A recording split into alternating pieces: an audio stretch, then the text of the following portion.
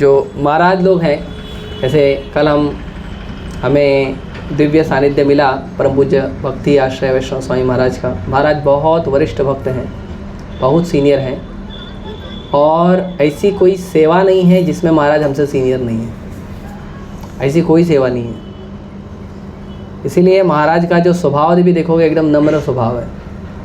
एक उत्तम भक्त में जितने गुण होने चाहिए सारे गुण आप महाराज में देखोगे। महाराज जितने नम्र हैं और हर चीज़ को, और महाराज का किसी भी परिस्थिति को जो समझना है और उस परिस्थिति का उपाय निकालना है, वो इतना मैच्योर तरीके से महाराज करते हैं, इतना एकदम परिपक्व तरीके से महाराज करते हैं कि बहुत दुर्लभ भक्त आपको ऐसे मिलेंगे जो करते होंगे। तो ये जो है ये बहुत महत्वपूर्ण है, और ये मिलता है सेवा से। जितना ज़्यादा आपका सेवा में समर्पण रहेगा उतना ज़्यादा आप ये सब कर पाओगे। आज के समय पे सबसे ज़्यादा चैलेंज ये हो रहा है कि प्रभु जी हम 16 माला जप कर रहे हैं, प्रभुपाद जी का ग्रंथ पढ़ रहे हैं, लेक्चर सुन रहे हैं, मंगला आरती कर रहे हैं, श्रृंगार आरती कर रहे हैं, सब कर रहे हैं, पर हमारा जो है ना भौतिक आकर्षण बढ़ते जा रहा है। उसका सबसे मुख्य एक कारण है कि आध्यात्मिक आकर्षण नहीं बढ़ रहा है। और आध्यात्मिक आकर्षण इसलिए नहीं बढ़ रहा है क्योंकि हमारे शरीर की जो गतिविधियां हैं, हमारे शरीर का जो एक्टिविटी है वो आध्यात्मिक नहीं है। हम मंगला आरती करते हैं, श्रृंगार आरती करते हैं, 16 माला करते हैं, ग्रंथों को पढ़ते हैं, लेक्चर सुनते हैं, इसलिए क्योंकि बोला गया है, इसीलिए करते हैं। उसको सेवा के रूप में नहीं करते हैं। भगवान का नाम है, भगवान का नाम जप करना एक जीव का सेवा है। ग्रंथों को पढ़ना और ग्रंथों से ज्ञान लेना, ग्रंथों से ज्ञान प्रकाशित करके अपने जीवन को परिवर्तित करने के लिए ये सेवा है आध्यात्मिक जीवन का। और भगवान, और ये जो ग्रंथ है ये क्या है? ये ग्रंथ जो है ना, जैसे उस दिन हम मिले थे आकाश प्रभु से, क्या नाम प्रभु जी का? आध्यात्मिक आनंद धाम प्रभु जो है, तो आनंद धाम प्रभु जो बताया उन्होंने, फर्स्ट वर्ड ही used that this was my life saving manual. Anand Dham प्रभु जो है ना हमारे एरिया में ही रहते थे, जहाँ हम दोनों साथ में ही रहते थे, मतलब बचपन से हम लोग थे, हम एक दूसरे को बहुत परेशान करते थे। तो कुछ सालों पहले, मेरे ख्याल से 3 या 4 साल पहले, उन्होंने मेरे को बोला था कि मैं जा रहा हूँ धाम में घूमने, आप चलोगे मेरे साथ? मैं बोला मैं नहीं जाऊँगा। मैं क्यों नहीं जाऊँगा? बोला मेरा बहुत सेवा है। अरे सेवा होते रहेगी। बोला नहीं, सेवा है। षडूत ब्रो, यहाँ बैठना है आपको।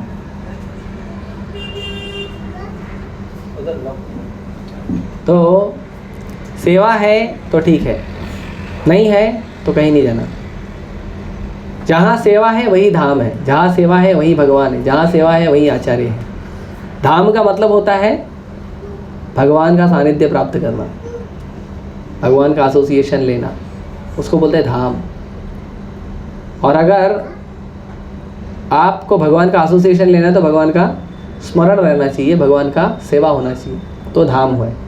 अगर हम भगवान का स्मरण नहीं है, एसोसिएशन नहीं है, तो हम धाम में नहीं, बाहर है। प्रभुपाद जी को पूछा गया कि प्रभुपाद जी आप इतना कष्ट सह के, धाम छोड़ के, वृंदावन छोड़ के अमेरिका गए। लोग जो हैं वो चालू हो गया, वो लोग जो हैं वो रिटायरमेंट लेते हैं, रिटायरमेंट लेके धाम जाते हैं वृंदावन वास करने के लिए। 60 साल का उम्र हो गया, 70 साल का, हम जाके अब वृंदावन में पूरा जीवन बिताएंगे। अभी भी करते हैं, इस्कॉन में भी कई वक्त करते हैं। 30-40 साल जो है अपना, है ना, भौतिक जीवन जिएंगे, थोड़ा बहुत आध्यात्मिक तड़का लगा के, और बाकी बाद में फाइनल हम जो है धाम में जाके रहेंगे। प्रभुपाद जी 70 साल की उम्र में जब लोगों को शरीर त्यागने का, रिटायरमेंट का प्रैक्टिस करना है, तब प्रभुपाद जी वृंदावन छोड़ के अमेरिका गए। कौन जाता है? अमेरिका जाने की उम्र 20 साल, 25 साल, 30 साल है। 70 साल की उम्र में अमेरिका जाता है? वो भी कभी उनका ठंडी का एक्सपीरियंस किया नहीं, फिर भी गए प्रभुपाद। तो बोले प्रभुपाद जी आप तो वृंदावन छोड़ के अमेरिका चले गए, इतना आपने कष्ट था। प्रभुपाद जी बोले no, I never left Vrindavan. मैं वृंदावन कभी छोड़ा ही नहीं था। I took Vrindavan in my heart everywhere. मैंने अपने हृदय में वृंदावन लेके पूरी दुनिया घूमा हूँ। और फिर प्रभुपाद जी ने कहा मैं वृंदावन से बाहर कभी नहीं गया हूँ। क्यों? क्योंकि प्रभुपाद जी का हमेशा एक ही भाव होता था कि हमें भगवान की सेवा करनी है। और प्रभुपाद जी कोई सेवा को कम ज़्यादा नहीं बोलते, हर सेवा करते थे प्रभुपाद जी, हर सेवा। सबसे ज़्यादा महत्व है कि हमारा चिंतन कृष्ण का होना चाहिए। सेवा भी इसलिए नहीं करना चाहिए कि सेवा बोला गया है। अभी आज रघुपति विष्णु ने हमको सेवा का महत्व है, ठीक है सेवा करेंगे, अब पागलों की तरह सेवा की जाएगा, नहीं। सेवा में स्मरण होना चाहिए। प्रसाद पा रहे हो, प्रसाद पाते समय लेक्चर सुनना चाहिए, कीर्तन सुनना चाहिए, भक्तों से कृष्ण कथा करनी चाहिए, उसको बोलते हैं प्रसाद। नहीं तो पेट भरने का काम है वो प्रसाद नहीं हुआ हमारा। जब भी हम प्रसाद खाते हैं, चाहे घर में पाओ चाहे बाहर पाओ, कहीं पाओ, अगर आपके साथ कृष्ण भक्त है तो कृष्ण चर्चा करो, सेवा की चर्चा करो। अगर कृष्ण भक्त नहीं है तो कम से कम लेक्चर चालू रखो, कीर्तन चालू रखो। और अगर दूसरों को डिस्टर्ब हो रहा तो कान में डाल के सुनो। कभी भी प्रसाद पाते टाइम, प्रसाद बनाते टाइम, जब आपका मुंह फ्री है, मुंह और कान जब फ्री है, तो आप हरे कृष्ण मंत्र कीर्तन वगैरह जप वगैरह ये सब करो, ठीक है। लेकिन जब आपका मुंह हाथ पैर सब इंगेज है तो ये कान जो है ना ये इंगेज नहीं रहता है, इसको सेवा में लगाना चाहिए। या तो कृष्ण की कथा सुनो या तो आप लेक्चर चालू रखो। अभी तो इतना फ़ायदा है, हर तरफ 5G नेटवर्क चालू हो गया है और हर व्यक्ति कभी भी किसी भी क्षण ऑनलाइन लेक्चर सुन सकता है। यूट्यूब है, इतने सारे साधन हो गए। हम लोग के टाइम पे ये सब इतना नहीं था। 10 KB इंटरनेट के लिए 10 रुपये का रिचार्ज करना पड़ता था। 10 KB, GB नहीं। अभी 10 रुपये में 1 GB मिल जाता है। 10 KB इंटरनेट के लिए 10 रुपये का रिचार्ज करना पड़ता था इंटरनेट। तभी नॉर्मल इंटरनेट चलता था, है ना। वो जी वाला नहीं चलता था, 2G 3G 5G नहीं चलता था। 2G was the biggest revolution. तो उस समय भी कहाँ क्या करेंगे, तो हम लोग मेमोरी कार्ड लेके, पेन ड्राइव लेके हम लोग जाते थे दुकान पे कि हमको ये लेक्चर भर के दो, और फिर उसको लेके मोबाइल में डाल के हम लोग मोबाइल से रिकॉर्डेड लेक्चर सुनते थे एवरी डे। दिन में 5-5 6-6 लेक्चर सुनते थे। तो उतना उत्सुकता होना चाहिए कृष्ण कथा सुनने का, कृष्ण कथा श्रवण करने का। प्रसाद पा रहे हो, सेवा कर रहे हो, कुकिंग कर रहे हो, घर में झाड़ू पोछा लगा रहे हो, आप कुछ सेवा कर रहे हो, कुछ आपका हाथ पैर सब बिजी है, तो आपका कान फ्री है, कान को एंगेज करना चाहिए। नहीं तो क्या होगा, आप भौतिक आध्यात्मिक सुनने का आदत नहीं डालोगे तो भौतिक सुनने का आदत पड़ जाएगा। हाँ, तो कई बार बोलते हैं नहीं प्रभु जी आप तो बहुत दृढ़ हो। मैं दृढ़ नहीं हूँ। मैं क्या, मेरा खाली एक ही मैं जो सुना वो करता हूँ बस। मैं दृढ़ता इसमें क्या है? दृढ़ता का मतलब आदमी कट्टर है, नहीं वो नहीं करूँगा यही करूँगा, उसको कट्टरता बोलते हैं, वो दृढ़ता बोलते हैं। मेरा क्या है, मैं इसमें कंफर्टेबल हूँ, दूसरा मैं कर नहीं पाता हूँ, तो ये कट्टरता थोड़ी है। ये तो क्या है, जो सुना है वो कर रहा हूँ, सिंपल, राइट। तो इसके लिए हमेशा सुनते रहना चाहिए और उसमें कंपलसरी होना चाहिए हमारा रीडिंग और प्रभुपाद जी का एक लेक्चर कम से कम। बाकी आप किसका सुन रहे हो no problem, but Prabhupada ji का होना चाहिए। प्रभुपाद जी का लेक्चर आपको फिल्टर करेगा, आप किसका सुन रहे हो, उसमें सही बोल रहे हैं कि गलत बोल रहे हो, फिल्टर करेगा। तो सेवा बहुत महत्व है, सेवा हमें हमेशा करनी चाहिए। प्रभुपाद जी के कई सारे शिष्य हैं जो भारत ही नहीं आए, अमेरिका में, लंदन में, यूरोप में, वहीं पर शरीर छोड़ दिए, लेकिन वो भगवत धाम गए। पता है कैसे? सेवा करते करते। तो इसीलिए हम लोगों को क्या है ना, ध्यान रखना चाहिए, हर समय सेवा के लिए उत्साही रहना चाहिए। अच्छा, सेवा के लिए इतना उत्साह नहीं रहना चाहिए कि सेवा एक है 5 आदमी आ गए, नहीं प्रभु जी मुझे ही करना है। सेवा क्रिएट करना सीखो, सेवा खुद से बनाना सीखो, खुद से सेवा तैयार करो। कोई सेवा नहीं है, मेरा एवरीडे का फिक्स सेवा है। एवरीडे सुबह उठ के माला वगैरह जप करके एक सेवा एवरीडे का फिक्स है। मालूम है क्या है? हाँ, दर्शन, लोगों को दर्शन भेजना, वो फिक्स सेवा है। कॉन्शियसनेस पे एकदम डल गया है। कुछ प्रभुपाद जी का कोट आएगा, गुरु महाराज का कोट आएगा, किसी का फोटो आएगा, मंदिर का इन्फॉर्मेशन है, फेस्टिवल है, ये है वो है, लोगों को भेजना और इनवाइट करना, वो फिक्स सेवा। मोबाइल में ही इतना बिजी रहते हैं, मोबाइल में इतना सारा सेवा है। लोगों को कॉल करना, एवरी फेस्टिवल हम हर व्यक्ति को कॉल करना चाहिए, जो भक्त है, भक्त नहीं है, अच्छा है, बुरा है, कैसा भी है, दुष्ट है, पापी है, सबको फेस्टिवल के दिन सबको कॉल करना चाहिए। ये सब बहुत ज़रूरी है। और ये सब है ना पर्सनल सेवा है, इसके लिए आपको अथॉरिटी का भी ज़रूरत नहीं है। ब्रॉडकास्ट लिस्ट बनाओ, ग्रुप बनाओ, उसमें फ़ोटो भेजो भगवान का, लोगों को इनविटेशन भेजो। कोई सेलिब्रेशन हो रहा है, कोई फेस्टिवल हो रहा है, हम कहीं धाम जा रहे हैं, कॉल करके बुलाओ, आइए, लेक्चर में आइए, फेस्टिवल में आइए, अभिषेक देखने के लिए आइए। या आप किसी को बोलोगे भगवान का अभिषेक है, आ जाइए, तो बोलेगा और क्या क्या होगा, फिर उसको और बताओ चीज़ें। हो सकता है किसी एक चीज़ से अट्रैक्ट हो जाए, कुछ नहीं तो प्रसाद से तो होएगा ही, प्रसाद के लिए आ जाएगा वो बहुत इंपॉर्टेंट है। इसीलिए ना हमारा एवरी टाइम रहना चाहिए, चाहे मैं वृंदावन में हूँ, चाहे मैं कहीं पे हूँ, पूरे दुनिया में कहीं भी घूमता हूँ ना, मेरा वो काम फिक्स है। मंगल आरती का दर्शन भेजना, श्रृंगार आरती का दर्शन भेजना, भगवान विट्ठल का दर्शन भेजना, जो मैं करता हूँ, क्योंकि मुंबई वाले जो हैं बहुत आकर्षित होते हैं। तो भगवान का फ़ोटो भेजना, उसके बाद प्रभुपाद जी का कोट है, गुरु महाराज का कोट है। रेगुलर सेवा, ये रेगुलर है, इसके लिए मांगने की जरूरत नहीं। इधर बैठो, अरे बोल। तो ये रेगुलर सेवा है, इसके लिए मुझे किसी अथॉरिटी ने नहीं बोला है कभी जीवन में, कभी किसी ने बोला नहीं मुझे कि आप भेजो।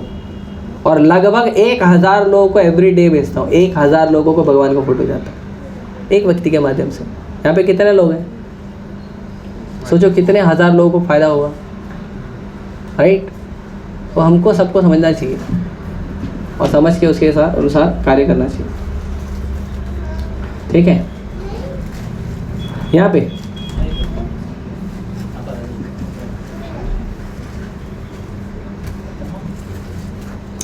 ठीक है, तो ये एक है। तो जब भगवान ने इंद्र को दंड दिया, भगवान ने जब इंद्र को दंड दिया और इंद्र को पछतावा हुआ, धन्यवाद। देखो वैष्णव का आशीर्वाद भी मिल गया, बहुत बड़े वैष्णव है हमारे प्रभु जी। प्रभु जी ने पुस्तक वितरण किया है, पता है, पुस्तक वितरण साधारण सेवा नहीं है। कई सालों तक, कितना 5 साल ना प्रभु जी, 5 साल 10 साल आप गोपी बापरों के साथ भी किए थे, दिल्ली, नागपुर। हाँ, कितना 10 साल हो गए। प्रभु जी ने 10 साल प्रभुपाद जी का पुस्तक वितरण किया है। प्रभुपाद जी बोलते हैं हमारा प्रीचिंग मतलब बुक डिस्ट्रीब्यूशन।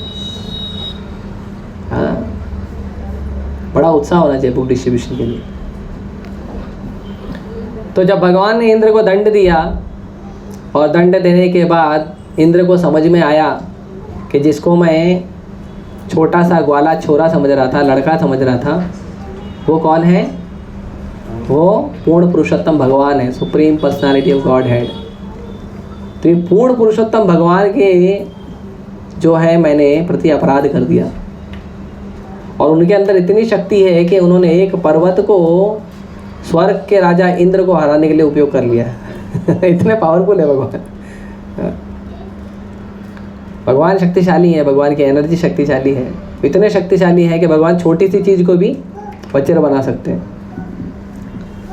तो फिर उनको समझ में आया मेरे से गलती हो गई, क्या करूं। तो वो क्या किए, वो गए ब्रह्मा जी के पास। इंद्र को कभी प्रॉब्लम होती है तो वो ब्रह्मा जी के पास जाते हैं। ब्रह्मा जी को नहीं समझ में आया तो शिव जी के पास जाते हैं। शिव जी को भी नहीं समझ में आया तो भगवान विष्णु के पास जाते हैं। फिर भगवान विष्णु क्या करते हैं, अपना वाईफाई कनेक्ट करते हैं और भगवान कृष्ण से आदेश लेके उत्तर देते हैं। ऑब्वियसली भगवान कृष्ण और विष्णु में अंतर नहीं है, लेकिन भगवान विष्णु जो हैं वो भगवान कृष्ण के पुरुष अवतार हैं। पुरुष अवतार, विष्णु अवतार है, कृष्ण अवतारी है, कृष्ण अवतार नहीं। तो जब इंद्र गए ब्रह्मा जी के पास तो ब्रह्मा जी को बोले कि देखो भी गड़बड़ हो गया मेरे से। तो ब्रह्मा जी बोले भी करना क्या है आपको। तो बोले अभी गड़बड़ हुआ है तो अब जो हमारा हायर पोस्ट है, जो हायर अथॉरिटी है, सुप्रीम अथॉरिटी भगवान, अब उनके खिलाफ गड़बड़ किया तो मेरा पोस्ट जाएगा, पोजीशन जाएगा, दंड मिलेगा अलग, है ना। और मैंने तो जघन्य अपराध किया है, किसी भक्त को हमसे अपराध कैसे होता है पता है?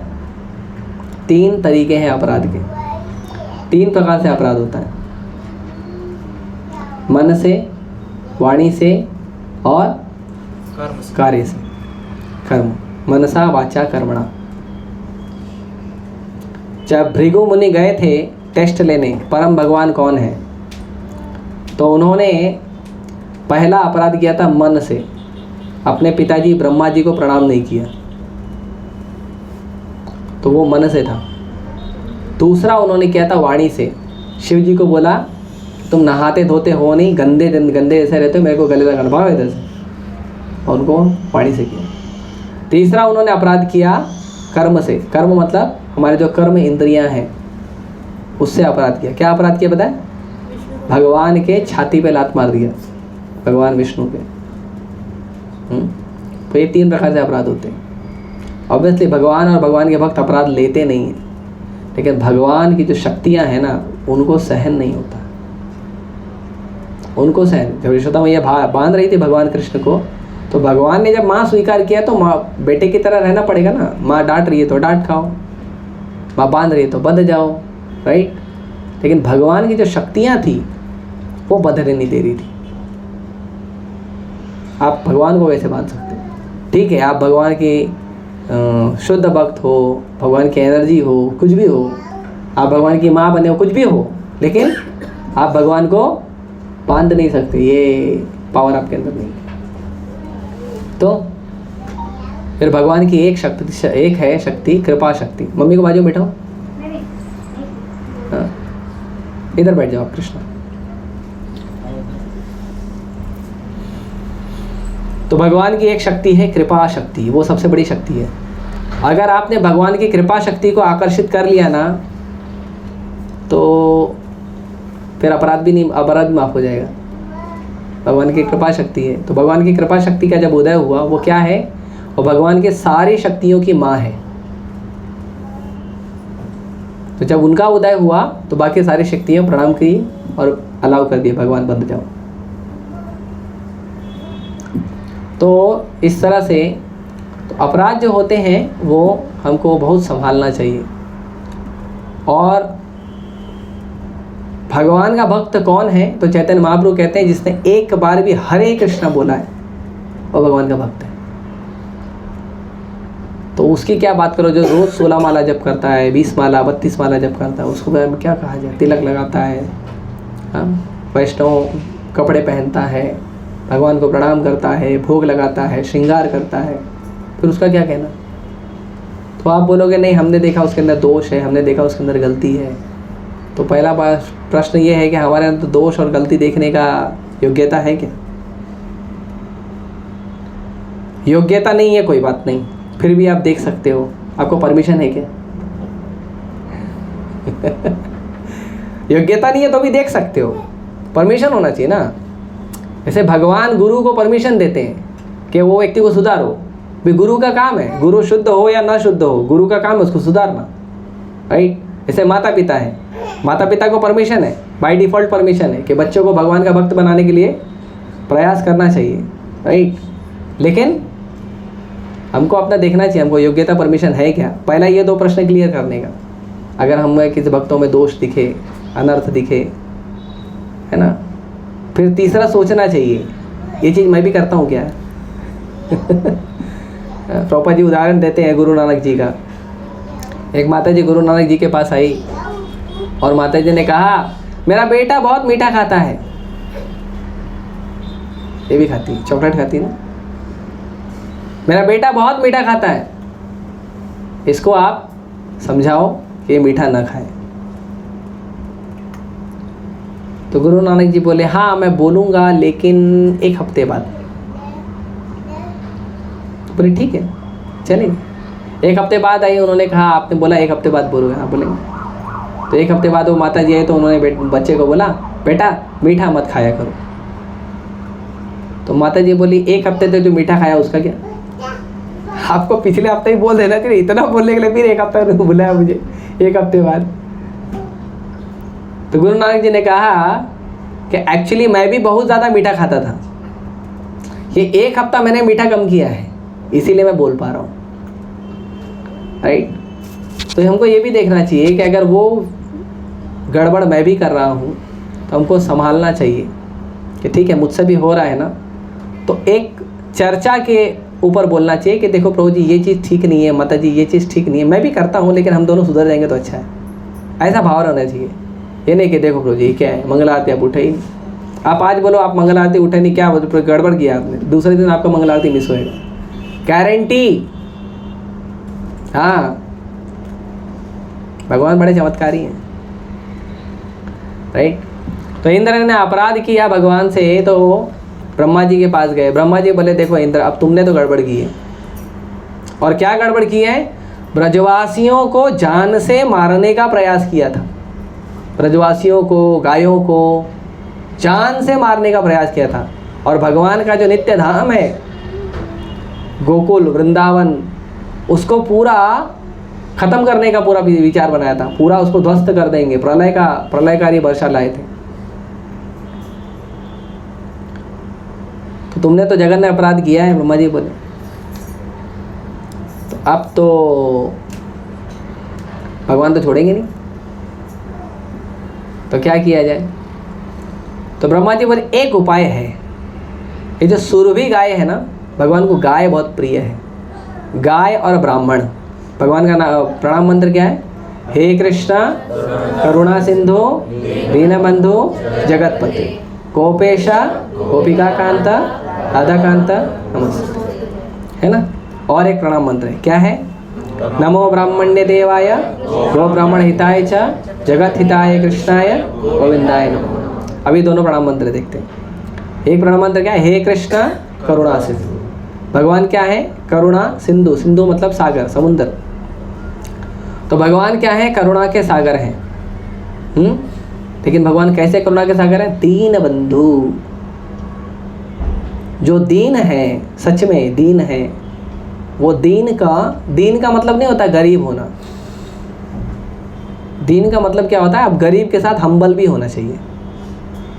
गरीब है लेकिन उसके अंदर एटीट्यूड है। ऐसे कुछ है लोग हैं गरीब रहेंगे लेकिन आप उसको हरे कृष्णा जप करने बोलो तो नहीं करेंगे, प्रसाद खाने बोलो तो नहीं खाएंगे, गुटखा बरोबर खाएंगे, दारू बरोबर पिएंगे। वो दीन नहीं है, वो गधा है, मूर्ख है, वो दीन नहीं है। दीन का मतलब सच में उसकी परिस्थिति अनुकूल नहीं है। उसको वो आप बोलोगे काजू बादाम खाओ तो पैसा नहीं है उसके पास। काजू बादाम कितने खाता है? लगभग 1000 रुपये 1200 रुपये खाता है, तो पैसा नहीं है उसके पास। और गुटखा जो 14,000 15,000 रुपये किलो है वो रोज दिन में 10 बार खाता है। हाँ, एक गुटखे के पैकेट में कितना आता है? 5 ग्राम 4 ग्राम 5 ग्राम आता है बस। कितने का आता है एक पैकेट? 10 रुपये का।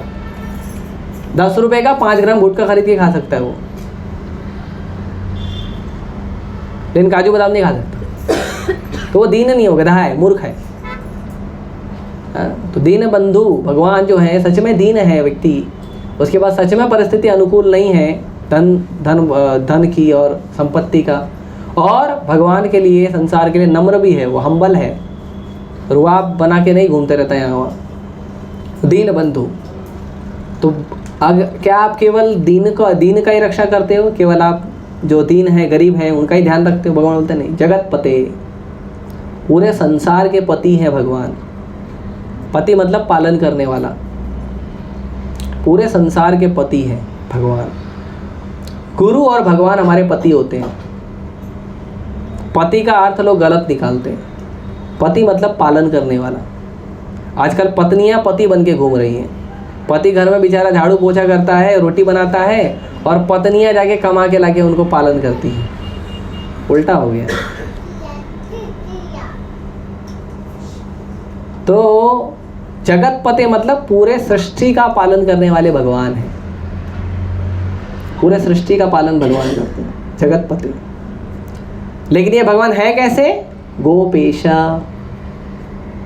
ये भगवान क्या है?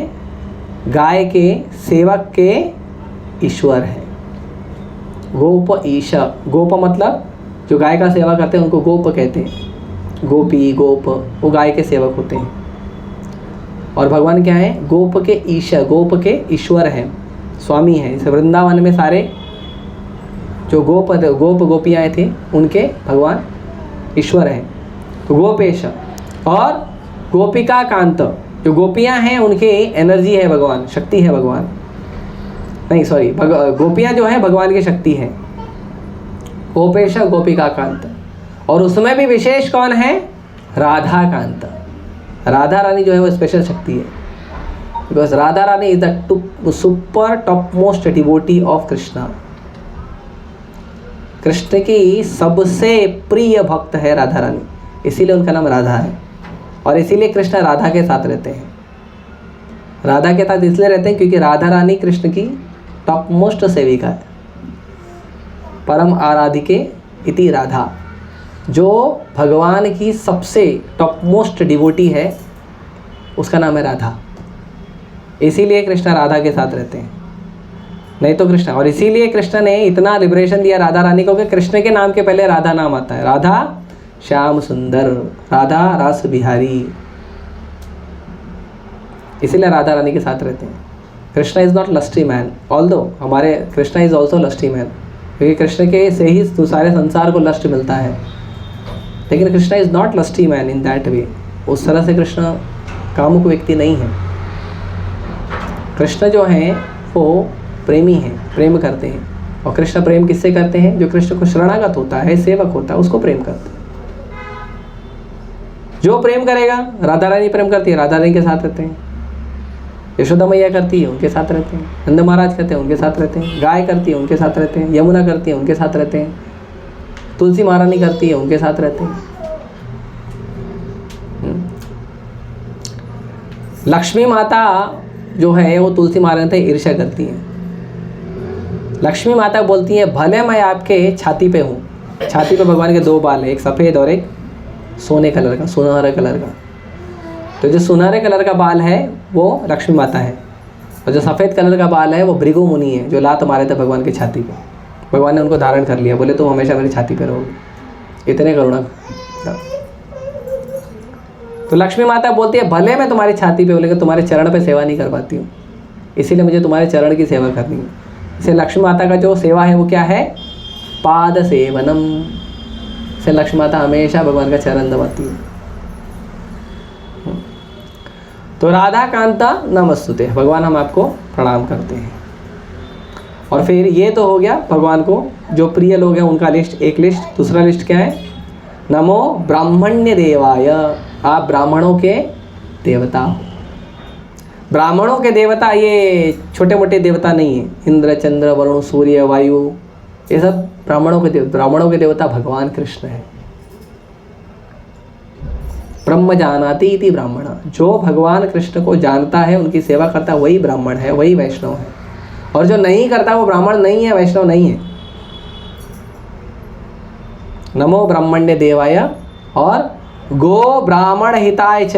भगवान जो है वो यदि पूरी सृष्टि में किसी के हित में कार्य करते हैं तो किसके हित में करते हैं? गाय और ब्राह्मण के हित में। गो ब्राह्मण हिताय च। तो आप केवल गाय और ब्राह्मण का रक्षा करते हो? नहीं, वो पहले, दे आर फर्स्ट। जगत हिताय कृष्णाय, भगवान पूरे संसार के हित में कार्य करते हैं, लेकिन पहला हित किसका देखते हैं? गाय का और ब्राह्मण का। गोविंदाय नमो, इसीलिए भगवान का नाम है गोविंद। तो गोविंद, गोविंद शब्द का अर्थ है गो, आनंद, गो और आनंद। जो गाय को आनंद प्रदान करते हैं वो भगवान कृष्ण है। इसीलिए भगवान कृष्ण जो है, गाय की रक्षा करना, गाय का आनंद, गाय को आनंद देना, ये भगवान का मुख्य कार्य है। और गो का मतलब हमारी इंद्रियां भी होती है, हमारे आँख, कान, नाक, हाथ, मुंह। तो यदि हमको अपने इंद्रियों को भी सही तरह से प्रसन्न रखना है तो उनको कृष्ण की सेवा में लगाना चाहिए। अगर आप कृष्ण की सेवा में लगाओगे अपनी इंद्रियों को, तो आपकी इंद्रियां हमेशा आनंद में रहेगी। और अगर आपकी इंद्रियां कृष्ण की सेवा नहीं कर रही हैं तो वो हमेशा दुखी रहेगी, क्योंकि कृष्ण इंद्रियों के स्वामी है, ऋषि केशव। तो इसीलिए जो भगवान है, जगत हिताय कृष्णाय गोविंदाय नमः। और गोविंद का एक अर्थ और है, बताता हूँ मैं।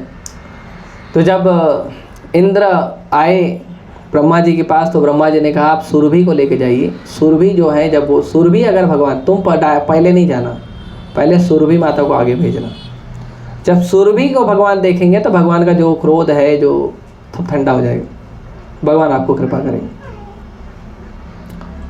तो जब सुरभि को लेके गए, सुरभि माता आई तो भगवान सुरभि को देखे, सुरभि को प्रेम किए।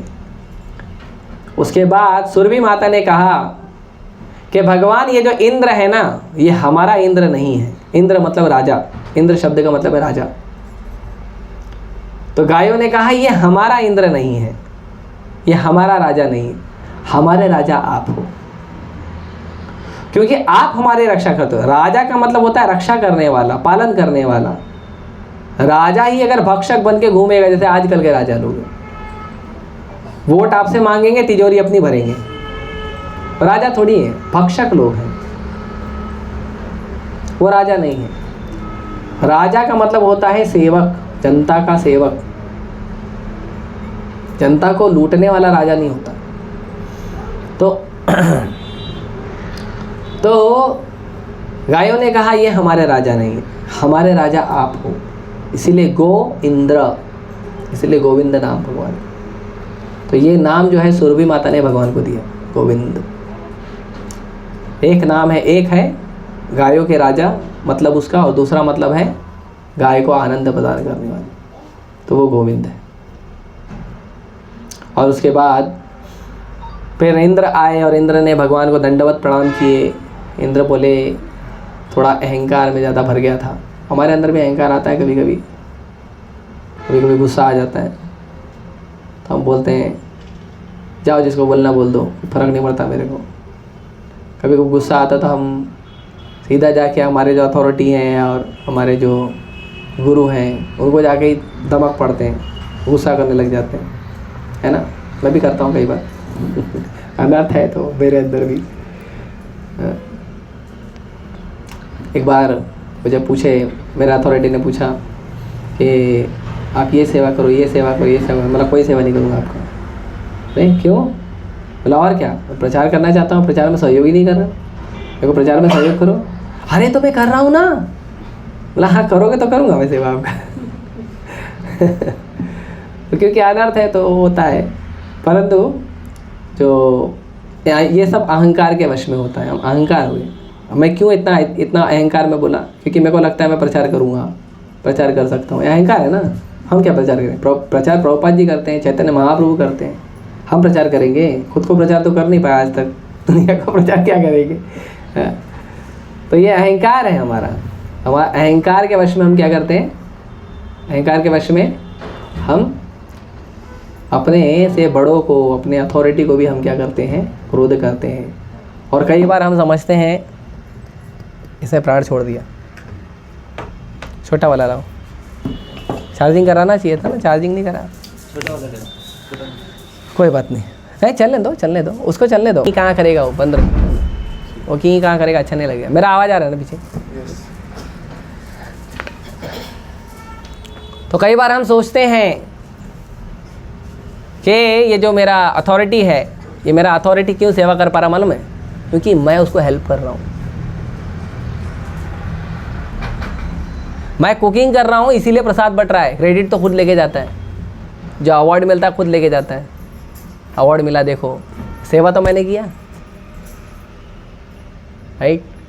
मैं बुक डिस्ट्रीब्यूशन किया, नाम उसका लग जाता है ना। कई बार अहंकार आता है हमको, तो हमको क्या लगता है? मैं सेवा कर रहा हूँ इसलिए उसका सेवा हो रहा है। नहीं, आपका आज शरीर छूट जाए तो भी सेवा चलती रहेगी, सेवा नहीं रुकने वाली है। अहंकार हमको आ जाता है। ऐसे इंद्र को भी अहंकार आ गया, मैं देवताओं का राजा हूँ, मैं पूरा देवताओं को अच्छे से मैनेजमेंट कर रहा हूँ, इंद्र चंद्र वरुण वायु सबको संभाल रहा हूँ, इसीलिए भगवान अच्छे से सेवा कर पा रहे हैं। नहीं, तुम हटो, तुम कितने इंद्र आते हैं, हर मनवंतर में इंद्र चेंज होता है। हाँ, एक मनु के ब्रह्मा जी के एक दिन में 12 घंटे में ब्रह्मा जी के 14 मनु चेंज होते हैं, और हर मनवंतर में इंद्र चेंज होता है। तो ब्रह्मा जी के 12 घंटे में तो 14 इंद्र आके चले जाते हैं। तो ऐसा नहीं है कि इंद्र नहीं काम करेगा तो काम नहीं होगा। कभी कभी इंद्र नहीं होता तो भगवान खुद इंद्र बन जाते हैं। भगवान वहीं पे हैं, पता है, इंद्र को गाइड करने के लिए भगवान है। भगवान वहाँ पे उपेंद्र के रूप में रहते हैं। उपेंद्र, उपेंद्र मतलब वामन देव। तो भगवान वहाँ उपेंद्र के रूप में रहते हैं, वो भगवान को, इंद्र को गाइड करते रहते हैं।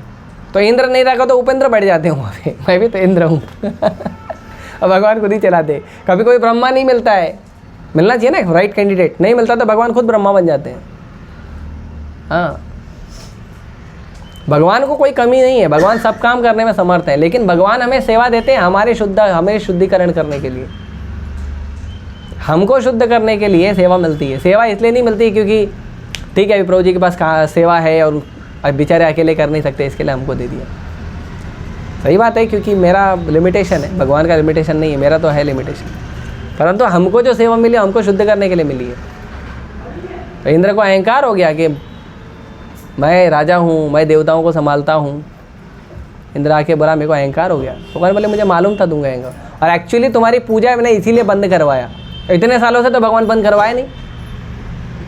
भगवान 7 साल की उम्र में गोवर्धन पर्वत उठाए, 7 साल तक तो बंद करवाए नहीं।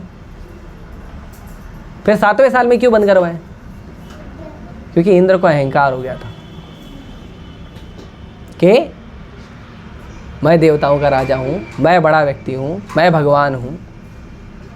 इसलिए आजकल लोगों के जीवों के भी इसमें अहंकार आ जाता है। एक मेरे ट्रेन में मिला था, मैं नास्तिक हूँ, नास्तिक हूँ, मैं नास्तिक, नहीं मानता मैं भगवान को।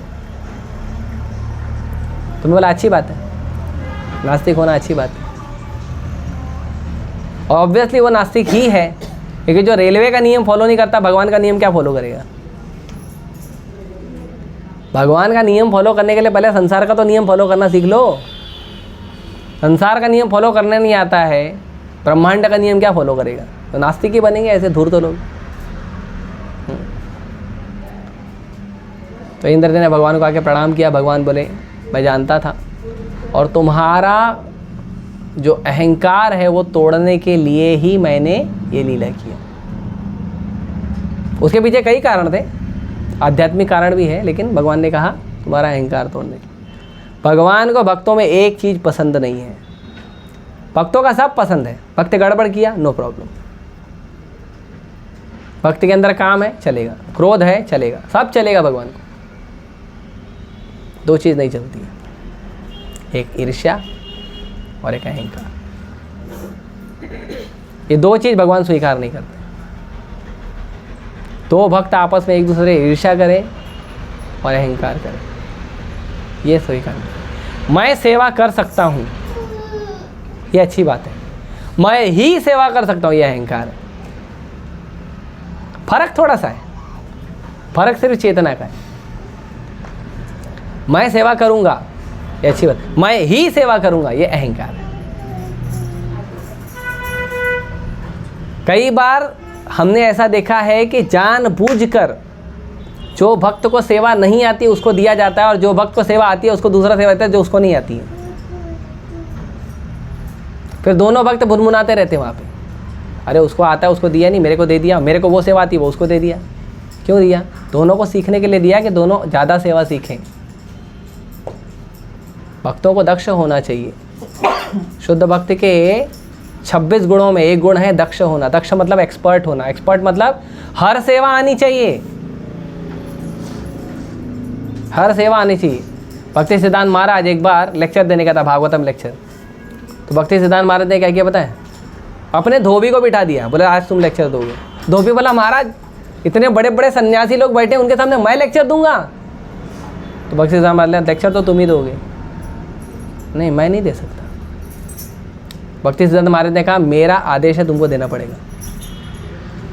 वो जीवन भर कपड़ा धोया, वो क्या लेक्चर देगा? हाँ, लेकिन जब उन्होंने बोलना शुरू किया तो बड़े बड़े सन्यासी लोग सतर्क हो गए, साधारण आदमी नहीं। क्यों? क्योंकि जब गुरु ने आदेश दिया है तो गुरु कृपा भी देते हैं। तो जब उनको सेवा करने के लिए कहा गया है तो निष्ठा से आप सेवा करो, आपको अपने आप बुद्धि आ जाएगा सेवा करने का, आपको अपने आप शक्ति मिलेगा सेवा करने का। लेकिन आप आदेश पालन करोगे तब। तो आप झगड़ा करना, नहीं प्रभु जी मेरे को नहीं आता, प्रभु जी नहीं, प्रभु जी आप, मैं बोल रहा हूँ ना मेरे को नहीं आता, मैं नहीं करूँगा नहीं करूँगा नहीं करूँगा नहीं करूँगा। जाओ, आपको कृपा नहीं चाहिए। और इसके लिए कभी कोई भक्त जिद करते तो मतलब ठीक है आपकी इच्छा, क्या करें। तो ये अहंकार करना और ईर्ष्या करना, जो ईर्ष्या करते हैं कभी कभी, है ना, जो किसी भक्त के साथ हम ज़्यादा सेवा कर रहे हैं, किसी भक्त को हम ज़्यादा गुणगान कर दिए तो ईर्ष्या हो जाती है। देखो करता तो है नहीं कुछ, गुणगान हो रहा है उसका। अरे उसका गुणगान इसलिए नहीं हो रहा है कि वो कुछ करता नहीं है, उसका गुणगान इसलिए हो रहा है कि अभी वो अपने क्या बोलते हैं, अपने गुणगान में इतना फूल जाएगा कि कम से कम उत्साह से कुछ तो सेवा करेगा। हाँ, इसीलिए उसका गुणगान कर रहे हैं। हाँ, एक दूसरे को क्यों देख रहे? वो लोग देख रहे कल किसका गुणगान हुआ था। तो आज चेक करेंगे कल प्रभु जी तुम्हारा गुणगान किया तेरा, आज सेवा किया कि नहीं। कई बार गुणगान इसलिए किया जाता है, इसलिए नहीं किया जाता कि आपने वो काम किया है, इसलिए किया जाता है कि आपको वो काम करना है। जैसे छोटा बच्चा होता है ना, वो कभी कभी देखो तोतली भाषा में हरे कृष्णा महामंत्र बोल देता है, बोलते अरे वाह अब तो बहुत अच्छा हरे कृष्णा महामंत्र बोले। उसका मतलब वो अच्छे से बोला है नहीं, उसको उत्साह दे रहे हैं कि वो अब रेगुलर हरे कृष्णा महामंत्र बोले। जो व्यक्ति एक माला रोज करता है, हम कितना खुश होते हैं, आप तो बहुत अच्छे भक्त हो, रोज एक माला जप करते हो। तो दूसरा बाजू में डिवोटी खड़ा रहेगा, मेरा 16 हो गया है। अरे इसका मतलब नहीं आप खराब कर रहे हो, उसको उत्साह दे रहे हैं कि अभी वो एक कर रहा है, उत्साह में वो बाद में धीरे धीरे 16 करेगा। तो इसीलिए गुणगान नहीं कर रहे हैं कि उसे सेवा नहीं किया, इसीलिए करें कि वो करेगा सेवा बाद में। तो कई बार जो है ना, भाव समझना चाहिए बोलने वाले का, है ना। फिर हम हथौड़े से गुस्सा करते, मेरा तो 16 माला हुआ, मेरे को तो गुणगान किया ही नहीं। मेरा सुबह 16 माला हो गया था, मालूम है 7 बजे के पहले, और प्रभु जी तो सो रहे थे, मेरा उसके पहले 16 माला हो गया था। मेरे को गुणगान ही नहीं किया, और नालायक 1 माला किया, करता भी नहीं है कभी, आज 1 माला किया, देखो कितना गुणगान कर रहे हैं। भाव अलग है ना, उसके पीछे का भाव अलग है, क्यों किया जा रहा है ना। कभी कभी छोटी सी गुड़िया है, पहली बार किचन में जाती है, जली कच्ची आधी जली रोटी बनाती है, पिताजी खुश हो जाते हैं, बहुत अच्छा मेरी गुड़िया ने बहुत अच्छा रोटी बनाया, है ना। कभी कभी वो कोई नक्शा बना के लेके आती है तो ये बोलते हैं बहुत अच्छा रोटी बनाई है, क्यों, उत्साह दे रहे हैं, आगे अच्छे से सेवा करेगी। और वही बिटिया जब बड़ी हो जाती है, थोड़ा सा जल जाता है तो गुस्सा करते हैं, तो बोलेगी ना जब पहले दिन बनाई थी तो इतना आधा जला हुआ था, फिर क्यों गुस्सा नहीं किए। नहीं, उस समय आपको उत्साह दे रहे थे, गुणगान करके उत्साह दे रहे थे। तो इसीलिए ना हमको ये ईर्ष्या और अहंकार नहीं पालना चाहिए। ये ईर्ष्या और अहंकार है ना, भ्रम है। हमको लगता है कि हम सही बोल रहे हैं, नहीं, सामने वाला किसका गुणगान कर रहा है या किसको आगे बढ़ाने के लिए क्या प्रयास कर रहा है, उसका भाव अलग है, आप उसके भाव को समझना चाहिए, है ना। ये नहीं समझोगे तो गड़बड़ होगा।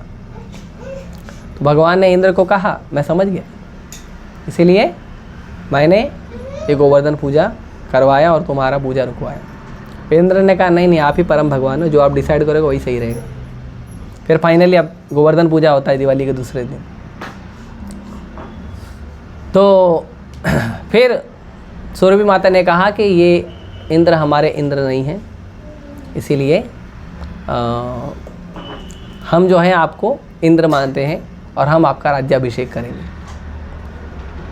तो भगवान का जब अभिषेक किया गया, सुरभि माता और वहाँ पे अभिषेक हुआ, वो बना गोविंद कुंड।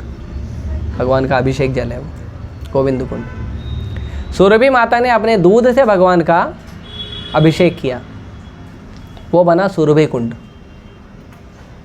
फिर ऐरावत जो इंद्र का हाथी है, उसने भगवान का अभिषेक किया, आपने जितने भी उसके बहुत सारे सूंड हैं उससे, तो वो बना ऐरावत कुंड। फिर देवी देवता अप्सरा आके भगवान का अभिषेक किए, फिर वो बना अप्सरा कुंड। ऐसे इसके जैसे इतने सारे कुंड बन गए, है ना, अलग अलग जगह भी। और भगवान का ऐसा है ना, भगवान का अभिषेक वगैरह करना, भगवान का सेवा करना, सब तैयार रहते हैं, देवी देवता ये लोग सब तैयार रहते हैं। ऑलमोस्ट भगवान जितना असुर मारते थे कम से कम दिन में 3 असुर मारते थे, लंच ब्रेकफास्ट डिनर, 3 असुर, ब्रेकफास्ट एक, लंच एक, डिनर एक, 3 असुर। और भगवान थैंक यू बोलते थे वो असुरों को, वो आते थे भगवान उनको मारते थे। क्यों मालूम है? क्योंकि वो असुर आते थे तो भगवान को पता चलता था ब्रेकफास्ट का टाइम हो गया है, तो असुर को मार के ब्रेकफास्ट लेते थे क्योंकि भगवान लीला में बिजी रहते थे भगवान और भक्त मिल गया तो भगवान को भी होश नहीं रहता प्रसाद लेने का, भोग लेने का, भगवान को भी होश नहीं रहता है। लेकिन जब वो असुर आता था तो भगवान को समझ में आता था हाँ अभी ब्रेकफास्ट का टाइम हो गया। फिर दूसरा आया तो अभी लंच का टाइम है, अभी तीसरा आया डिनर, ठीक है चलो डिनर करके घर पे जाएंगे तो भगवान 3 असुर 4 असुर रोज मारते थे। मामा जी है भेजते हैं खिलौने, खिलौने तोड़ना काम है अपना, इसलिए मामा जी भेजते रहते थे एक एक असुर को खिलौने के रूप में। तो इस तरह से इतने सारे कुंड बने और भगवान का अभिषेक हुआ। तो जब जब कोई असुर मरता था तो वहाँ पे भी भगवान का पुष्प अभिषेक होता था। जो स्वर्ग के पुष्प है नंदन कानन वन के, स्पेशली जो पारिजात है ये सब है, तो उससे भगवान का अभिषेक होता था। तो हमेशा करते थे। तो देवता लोग मौका ढूंढते हैं, हमको भी मौका ढूंढते रहना चाहिए भगवान की सेवा का, भगवान के अभिषेक का। पता है इस तरह से बैठ के कृष्ण कथा सुनना, कृष्ण कथा करना, कीर्तन करना, धाम वास करना, ये सब देवताओं को नहीं है। वो बेचारे बोलते हैं ना कुछ धर्म के लोग, स्वर्ग जाना है, हेवन जाना है, जन्नत जाएंगे। वो तुम जाओ बोलने का, हमको नहीं जाना, पागल है क्या? वहाँ भगवान की सेवा ही नहीं है, वहाँ धाम वास नहीं है, महाप्रसाद नहीं है, क्या करेंगे तो जाके? उससे अच्छा भौतिक संसार में हमको वृंदावन में भेज दो, इस्कॉन जुहू में भेज दो, इस्कॉन मंदिरों में भेज दो। That is more better than haven, स्वर्ग। वो ज़्यादा अच्छा है, स्वर्ग में रहने से अच्छा है इस्कॉन में रहो।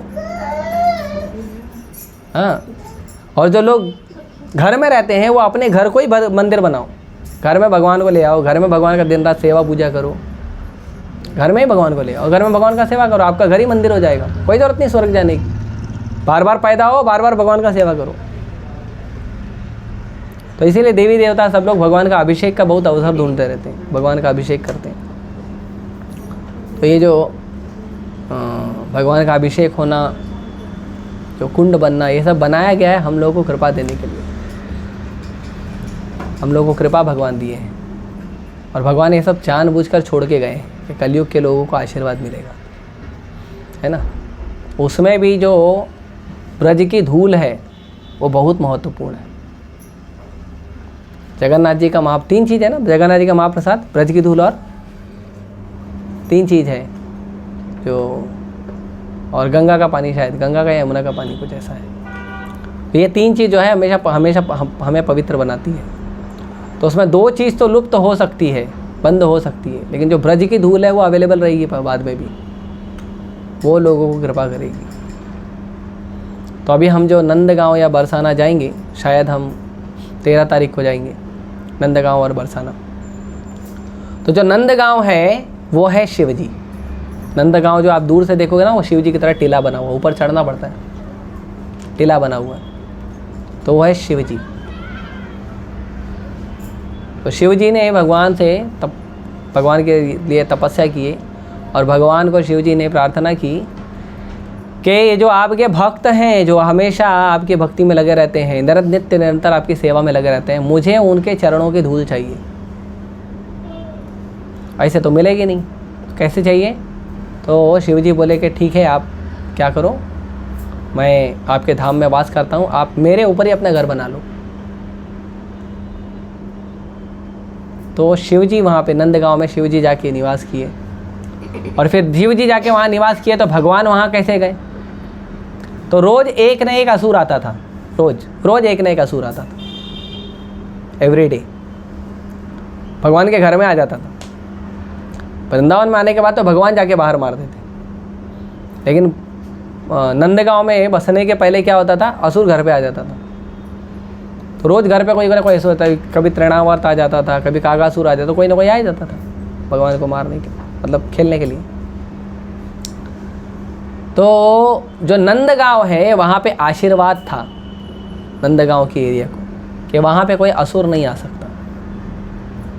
इसीलिए यशोदा मैया ने क्या किया, बोले हम वहाँ घर बनाएंगे, वहाँ कोई असुर नहीं आएगा, मेरा बेटे का सुरक्षा होगा। लेकिन वहाँ पे एक असुर आया था, एक असुर आ गया था, तो सृष्टि में कभी एग्जिस्ट नहीं करता है, लेकिन यशोदा मैया ने उसको असुर बना दिया। तो एक बार भगवान गए थे खेलने के लिए, तो यशोदा मैया ने बहुत समझाया, चलो वापस, खाना का समय हो गया, तुम्हारे पिताजी आ गए हैं, हाथ मुंह धो लिए हैं, तुम्हारा वेट कर रहे हैं। भगवान खेलने में मगन है। और क्या होता था ना, यशोदा मैया बुलाने आते थे, भगवान जाते थे। भगवान के फ्रेंड लोग बोलते थे, देखो जब ये जीत रहा था तो खेल रहा था, अब हम जीत रहे हैं तो ये जा रहा है मम्मी का बुलावा बोल के, तो ये नहीं चलेगा। तो भगवान बोलते थे भी ये गलत बात हो गई। तो भगवान बोलते थे, ठीक है मैया आप जाओ, मैं खेलता हूँ, उनके लिए खेलना पड़ेगा। तो मैया कई बार समझाती थी, कई बार डांट के बुलाती थी। उस दिन आ ही नहीं रहे थे। तो मैया ने क्या किया, कृष्ण बोला, कृष्ण इधर आओ इधर आओ। क्या हुआ? तो यशोदा मैया ने बड़ी बड़ी आँख की और जोर से बोला, हाउ बिलाऊ आया है, भागो। और यशोदा मैया भागने लग गई। कृष्ण इतने डर गए इसे सुन के कि कृष्ण पीछे मुड़ के देखे नहीं। हाउ बिलाऊ मतलब क्या? What is how below? तो कौन सा असुर है इसका नाम हाउ बिलाऊ? कृष्ण भी भागे पीछे भागे, घर पे गए, भी घर पे जो भी खाना पीना हो गया। अब कृष्ण तो छोड़ते नहीं है। फिर बोले, मैया वो जो हाउ बिलाऊ तो वो दिखता कैसा है? अभी कैसे दिखता है हाउ बिलाऊ मालूम नहीं। तो ऐसी बोल दी थी, मालूम नहीं हाउ बिलाऊ क्या है। तो क्या करे? तो यशोदा भैया एक पत्थर पे कुछ तो भी आकृति विकृति बना के एक पत्थर का हाउ बिलाऊ के रूप में बना के रखे थे। बोलिए हाउ बिलाऊ है।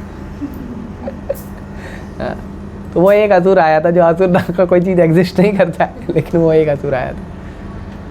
और जो बरसाना है, बरसाना में 4 पहाड़ है, दान घाटी, मान घाटी और 4 घाटी है। मेरे को नाम नहीं याद है, किसी को याद है? आपको याद है प्रभु जी? 4 पहाड़ है, हम बताएंगे वहाँ पे। चल तो 4 वहाँ पे घाट है, मतलब 4 पर्वत हैं। वो 4 पर्वत क्या पता है? जब शिव जी को भगवान ने आशीर्वाद दिया कि ठीक है तुम जाके निवास करो वृंदावन में, तो ब्रह्मा जी नाराज हो गए। बोले ये क्या बात होगी, मैं भी तो भक्त हूँ, मेरे को भी तो कृपा चाहिए। तो भगवान बोले ठीक है काम करो, तुम भी चले जाओ। तो ब्रह्मा जी जो है बरसाना में जाके बैठ गए। तो जो 4 पहाड़ है ना, ब्रह्मा जी के 4 सिर हैं, वो इसीलिए वहाँ पे भक्त लोग जाते हैं तो ब्रह्मा जी को अच्छा लगता है। और ये जो उद्धव कुंड हम गए थे, तो उद्धव जो है भगवान के बहुत अच्छे मित्र हैं। उद्धव भगवान के ऐसे मित्र हैं कि दिखते ही हैं भगवान की तरह, एग्जैक्टली कृष्ण की तरह दिखते हैं उद्धव। जब भगवान ने भेजा उद्धव को कि जाओ वृंदावन वासियों को समझाओ कि मेरे वियोग में ऐसे मत पड़े रहें, भगवान को अच्छा नहीं लगता। भगवान भेजते थे, जाओ मेरे वियोग में ऐसे पड़े मत रहो, कुछ काम करो, कुछ ये करो। तो उद्धव जब गए थे तो वृंदावन वासियों ने जब दूर से देखा, क्योंकि भगवान अपना रथ दे के भेजे थे, दूर से देखे तो थे रथ तो कृष्ण का है और दूर से दिख भी रहा है कृष्ण, नज़दीक से भी कृष्ण ही दिख रहे थे वो। लेकिन बहुत सारे लोग ने उनको पहचान ले गए, कृष्ण ही आए हैं, खुश हो गए सब लोग। लेकिन उन्होंने पकड़ा कैसे? नज़र से। अपना आदमी तो पराया आदमी पता चलता है ना, नज़र से पता चलता है। तो नज़र से पता चला ये कृष्ण नहीं है, it looks like exactly Krishna. एकदम कृष्ण चेतना में इतने वियोग में, कृष्ण चेतना में इतने रत हैं कि वो कृष्ण की तरह ही दिखते हैं। लेकिन जब उद्धव आए तो वो आके सिखा रहे थे यशोदा मैया को, नंद महाराज को, कृष्ण नहीं आएगा, वो परम भगवान है, भगवान किसी से आसक्त नहीं होते हैं, भगवान किसी के नहीं होते, सबके होते हैं लेकिन किसी के नहीं होते हैं। तो आप लोग थोड़ा समझो, और भगवान तो परम ब्रह्म है, कण कण में वास करते हैं, कृष्ण तुम समझते क्यों नहीं हो? तो बहुत समझाते थे। अब उनको क्या पल्ले पड़े जो शुद्ध भक्ति के स्तर पर पहुंच चुका है, उनको तो कृष्ण ही चाहिए। फिर गोपियों को समझाने लगे, तो सबको समझाए, समझाने के बाद लेकिन जब उन्होंने देखा कि उनकी भक्ति, कि वो कृष्ण को ऐसे नहीं देखते कि कृष्ण है, वो हर जगह कृष्ण को ही देखते हैं और फिर भी कृष्ण के वियोग में रहते हैं, कृष्ण के स्मरण में रहते हैं, इतना उत्तम लेवल का जब भाव देखें, तो उद्धव आके भगवान को प्रणाम किए। बोले जो भक्ति आपके वृंदावन वासियों की है, ब्रजवासियों की है, वो भक्ति जो है वो बड़ी उत्तम है। और स्पेशली उसमें जब गोपियाँ हैं वो तो एकदम आपके लिए इतनी समर्पित हैं जिसका कोई हिसाब नहीं है। तो इसीलिए आपके धाम में मुझे ऐसी जगह एक गुल्म लता बनाइए, ऐसी जगह मुझे एक लता बनाइए जहाँ पे मैं बैठे रहूं और मेरे ऊपर आपके भक्तों के चरण धूलि पड़ते रहे। तो जो मंदिर है वो उद्धव कुंड जो है इसीलिए बनाया गया, वहाँ पे उद्धव जी निवास करते हैं और वहाँ पे भक्तों का चरण धूलि उनको प्राप्त होता है। तो भक्तों का जो इतना महिमा है, कृष्ण से ज़्यादा महिमा कृष्ण अपने भक्तों का करवाते हैं। पार्वती माता ने पूछा शिव जी को कि सबसे बड़ी पूजा, सबसे बड़ी आराधना किसकी है? पद्म पुराण में वर्णन आता है इसका।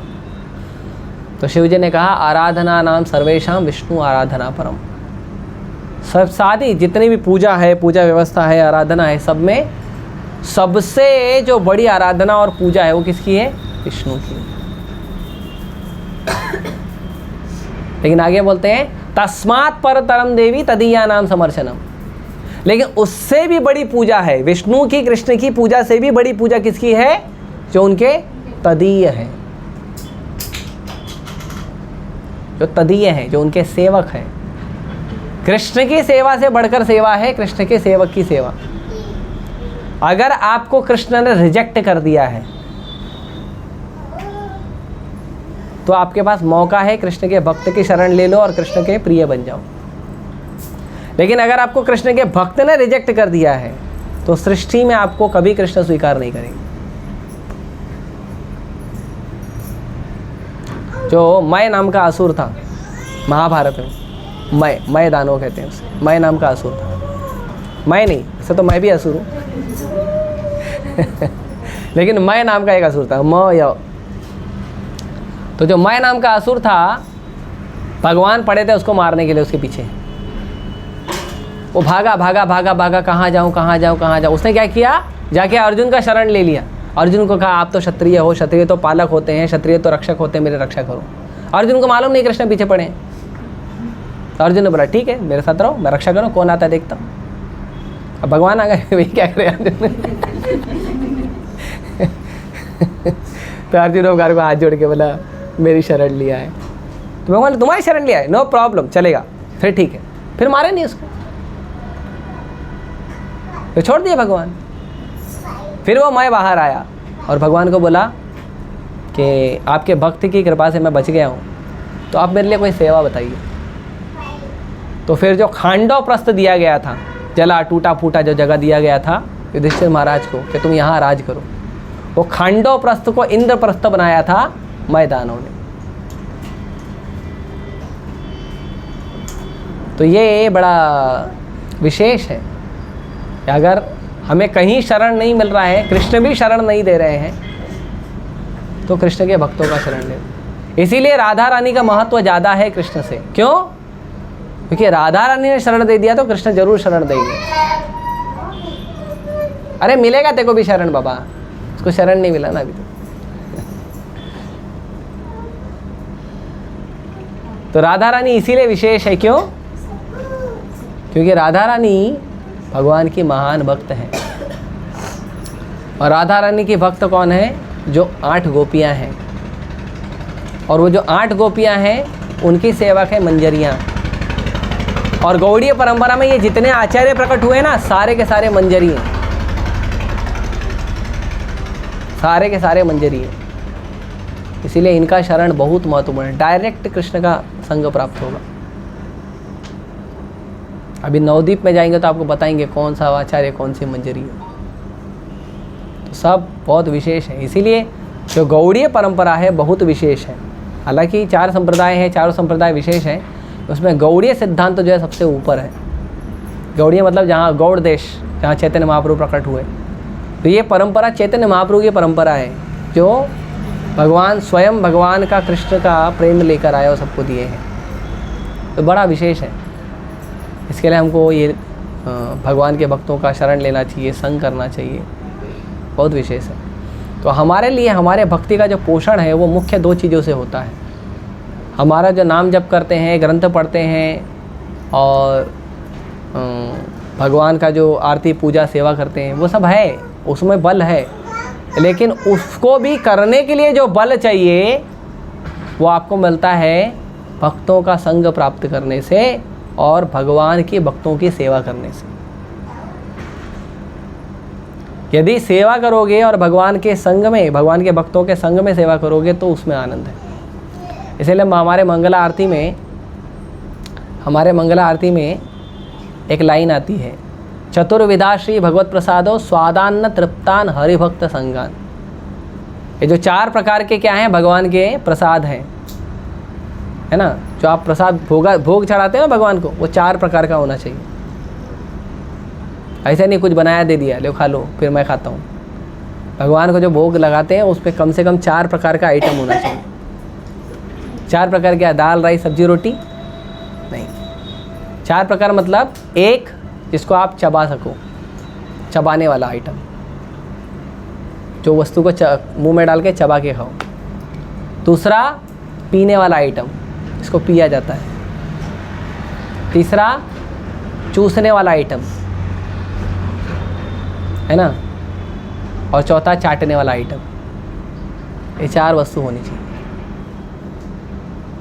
ये 4 प्रकार के। इसके लिए आप देखो कि भगवान को जो भोग लगता है मंदिर में, वो बड़ा उसमें ध्यान रखा जाता है। चतुर्विधा श्री भगवत प्रसादो स्वादान्न तृप्तान हरिभक्त संगान। भगवान को जो प्रसाद है, भगवान की जो कृपा है, सेवा है, भगवान का नाम जप है, ग्रंथों को पढ़ना, ये क्या है, सब सेवा है, ये सब प्रसाद है भगवान का। ये कैसे आपको आनंद आएगा, स्वाद अन्न, जो स्वाद है उसको आपको कैसे प्राप्त होगा, स्वादान्न तृप्तान हरिभक्त संगान। भगवान के भक्तों का संग करने से आपको प्रसाद दिया गया है। सब भक्त प्रसाद ले रहे हैं, आप अपना प्लेट नहीं, मैं अलग बैठ के खाऊंगा, तो आपको प्रसाद का आनंद नहीं मिलेगा। प्रभु जी आप है ना मेरे को एक सेवा दे दो, मैं चुपचाप अपना अकेले में सेवा करूंगा, आप दूसरे को दूसरा सेवा दे दो, तो आपको सेवा में आनंद नहीं आएगा। नहीं प्रभु जी मेरे को उससे नहीं जमता, उससे नहीं जमता, उससे नहीं जमता। अरे आप जमाने आए हो यहाँ पे, आप जमाने आए हो। आप जब मंदिर में आए थे पहली बार, जब इस्कॉन से कनेक्ट हुए थे, तो उस समय क्या सोच के कनेक्ट हुए थे, क्या करने के लिए, भक्ति करने के लिए, सेवा करने के लिए, नाम जप करने के लिए। उस समय आप ये सोच कर आए थे क्या, जो व्यक्ति के साथ मेरा जमता है उसी के साथ करूँगा, जिससे नहीं जमता उसके साथ नहीं करूँगा। अच्छा यहाँ हम लोग सोचते हैं कि इसके साथ जमता सेवा करूँगा, उसके साथ जमता नहीं जमता नहीं करूँगा। ऑफिस में, कॉलेज में, स्कूल में, वो जब ट्रैवलिंग करते हैं रेलवे में तो छोड़ देते, छोड़ के चले जाते हैं। मम्मी को बोलते हैं वो मेरा जो फ्रेंड है ना वो बहुत ख़राब है, दूसरा स्कूल में डाल दो। तो फिर मम्मी क्या करेगी, आपकी खराबी इतना सुनाएगी आपको समझ में आ जाएगा आप भी खराब हो। फिर आप बोलोगे नहीं वो भी खराब मैं भी खराब, अब जोड़ी जम जाएगी। राइट। तो कोई खराब नहीं है, कोई अच्छा नहीं है, ये हमारे मन का भ्रम है। यही भालो यही मंद यही सब भ्रम, ये अच्छा है ये बुरा, ये क्या है, भ्रम है। सब अच्छा है और सब बुरा है। जो कृष्ण के संपर्क में है सब अच्छा है, जो कृष्ण के संपर्क में नहीं है सब बुरा है।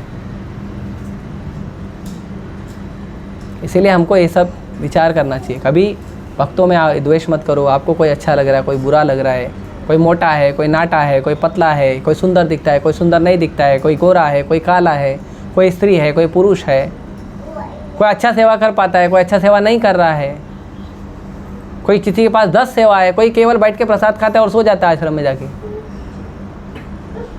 ठीक है, लेकिन राधा राजबरी ने अगर उसको शरण दिया तो तुम कौन होते हो जज करने वाले। अगर उसको भगवान अपने मंदिर में रखना चाहते हैं, भगवान उसको अपने पास रखना चाहते हैं, तो तुम कौन होते हो उसको बोलने वाले ये अच्छा है या बुरा है। भगवान का मैनेजमेंट का काम है, करने दो, भगवान करेंगे, मैनेजमेंट करेगा। आपको क्या करना है, आप अपना भजन करो, सेवा करो, जाओ खा के सो जाओ। नहीं अच्छा लगता है बैग उठाओ, भगवदगीता लो, माइक उठाओ, स्पीकर उठाओ, जाओ प्रचार करो। आपको मंदिर में नहीं अच्छा लग रहा ना भक्तों के साथ, नो प्रॉब्लम, जाओ बाहर जाके प्रचार करो, 4 और आदमी को लेके आओ। तो हमारा ये भाव होना चाहिए। हम जो यहाँ पे 4 बर्तन एक साथ कड़ कड़ कड़ कड़ कड़ कड़ करते रहते हैं। प्रभुपाद जी बोलते हैं ये चीज़, मैं देखता हूँ कोर्ट मिलेगा तो भेजूँगा। प्रभुपाद जी बोलते हैं जहाँ 4 बर्तन होते हैं वहाँ पे आवाज़ होता ही है। फिर प्रभुपाद जी बोलते हैं जो 4 बर्तन है ना, वो क्या है? वो डेड मैटर है, वो निर्जीव वस्तु है ना। बर्तन में तो जान नहीं होते, कटोरी चल के अपने पास आती नहीं ना आपके पास। बर्तन में जान नहीं है, निर्जीव वस्तु है। प्रभुपाद जी बोलते हैं अगर निर्जीव वस्तु चार निर्जीव वस्तु एक साथ आती है तो आवाज़ करती है, तो जो जीवित लोग हैं वो कितना आवाज़ करेंगे? इसका तो बोलने का शक्ति है, और पटर पटर बोलते ही रहेंगे। हाँ, तो जो जीवित लोग हैं वो ज़्यादा आवाज़ करेंगे। प्रभुपाद जी ने कहा बट माई रिक्वेस्ट इज, मेरा निवेदन है आपसे, प्लीज़ कोऑपरेट ईच अदर, एक दूसरे का सहयोग करिए और सेवा करिए। मेरा आपसे नहीं जम रहा, आपसे मेरा नहीं जम रहा, ठीक है, लेकिन हम दोनों का प्रभुपाद जी से जमना चाहिए, हम दोनों का इस्कॉन से जमना चाहिए। युधिष्ठिर महाराज जब गंधर्व उठा के लेके गए, गंधर्व यक्ष उठा के लेके गए किसको? दुर्योधन को।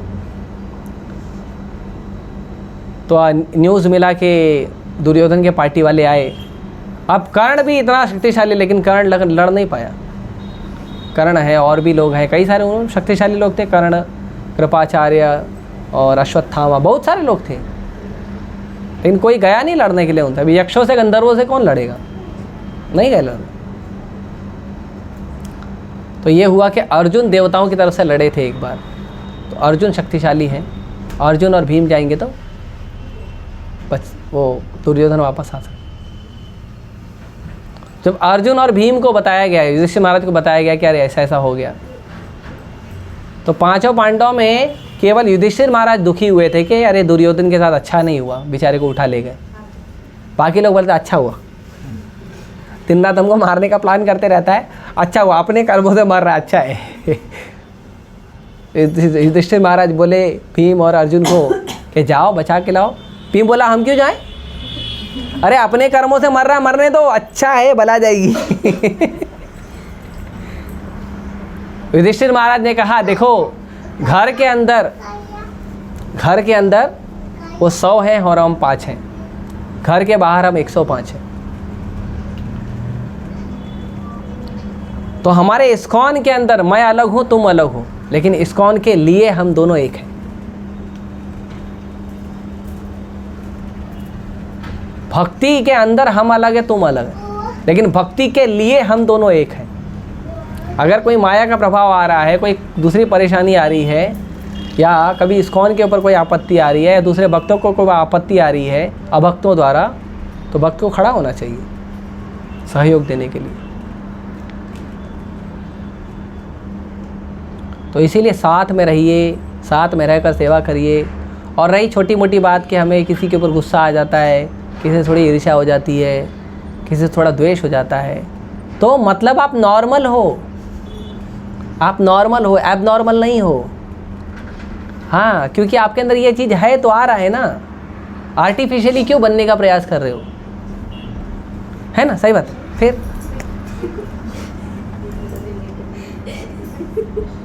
हाँ, हम नॉर्मल हैं।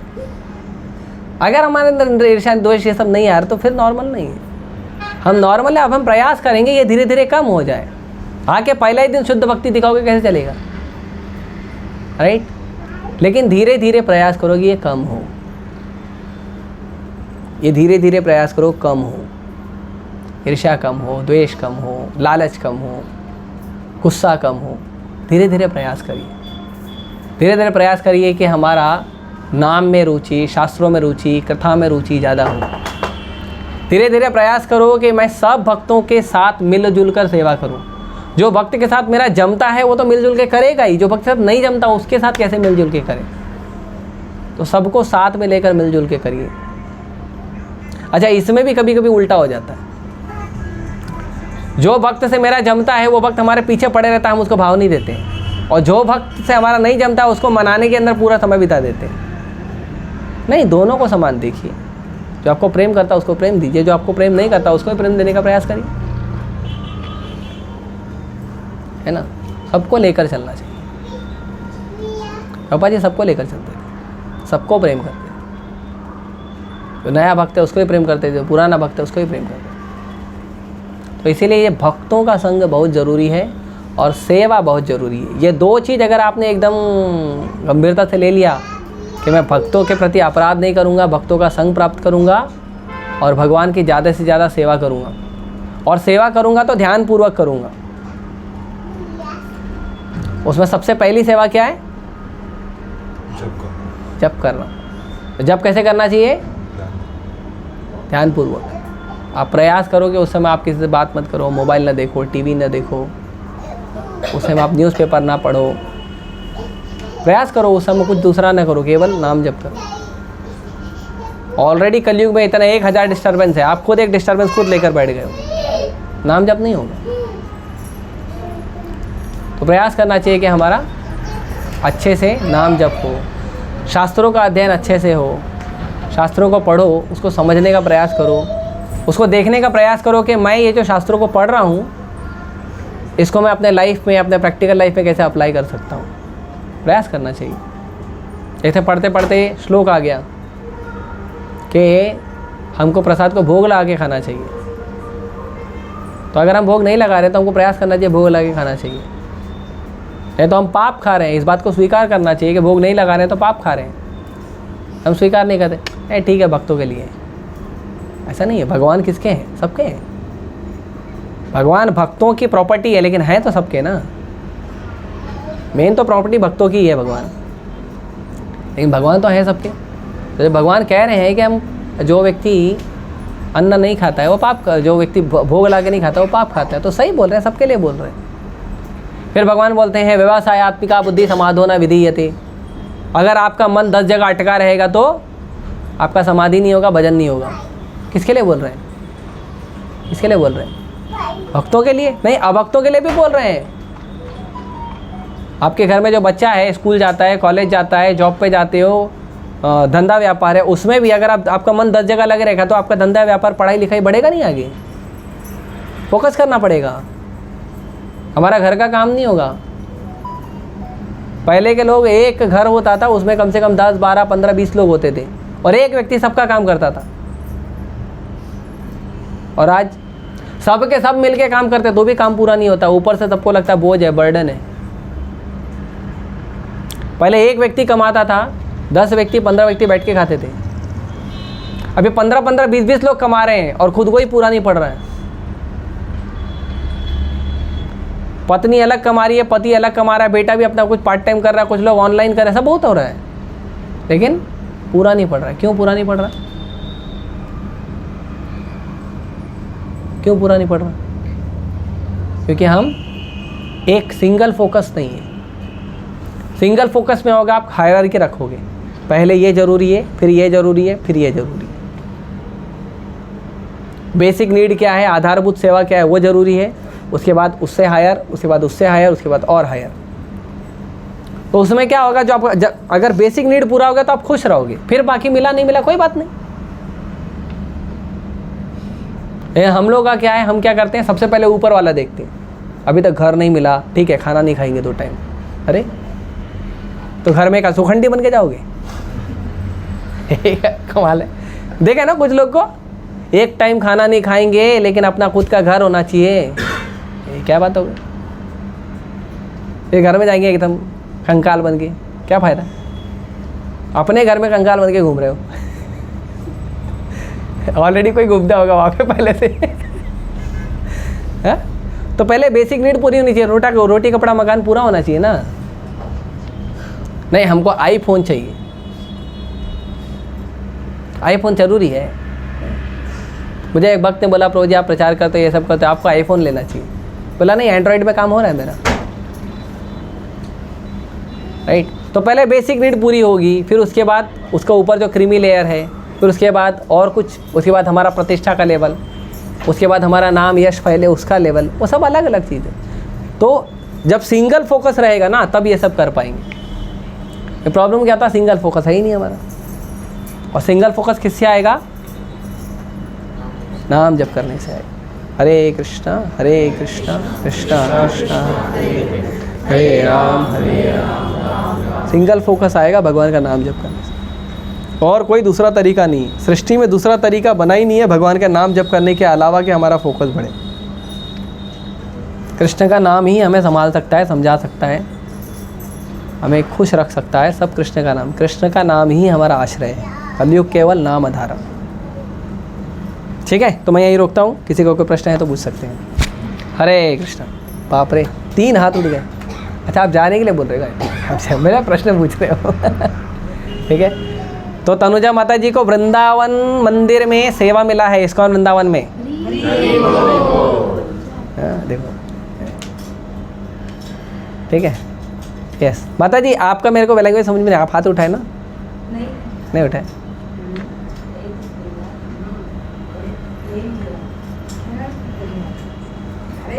हरे कृष्ण, ऐसा दोनों हाथ उठाए थे।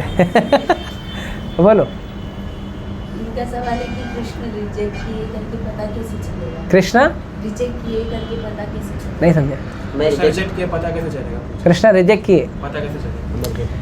कृष्ण रिजेक्ट किए तो पता ऐसे चलेगा कि हमारा नाम में रुचि कम हो जाएगा, शास्त्र में रुचि कम हो जाएगा, भौतिक आकर्षण बढ़ जाएगा, भक्तों का साथ रहना हमको अच्छा नहीं लगेगा, जो भक्त नहीं है अभक्त है उनके साथ रहना अच्छा लगेगा, प्रसाद खाना अच्छा नहीं लगेगा, बाहर का खाना अच्छा लगेगा। कृष्ण स्वीकार किया मतलब कृष्ण की वस्तु अच्छी लग रही है, कृष्ण रिजेक्ट किया मतलब जो वस्तु कृष्ण की है उसके अलावा कुछ और अच्छा लग रहा है। Very simple. हमको साधु गुरु आचार्य वैष्णव उनका संग पसंद नहीं आएगा, फिल्मी गाना पसंद आएगा। आश्रम में बैठे हैं, ब्रह्मचारी जीवन लेके आश्रम में बैठे हैं और बैठ के क्या देख रहे हैं? साउथ की मूवी देख रहे हैं। एग्जाम्पल ले रहा हूँ, ऐसा होता नहीं है, कभी कुछ लोग करते होंगे, बट एग्जाम्पल ले रहा हूँ, समझे आप? तो वैसा है, कृष्ण के कृष्ण भावना में रुचि कम होना मतलब कृष्ण ने हमको दूर कर दिया अपने आप से, क्योंकि कृष्ण जब नज़दीक करेंगे तो कृष्ण की चीज़ें अच्छी लगेगी। Depends on you.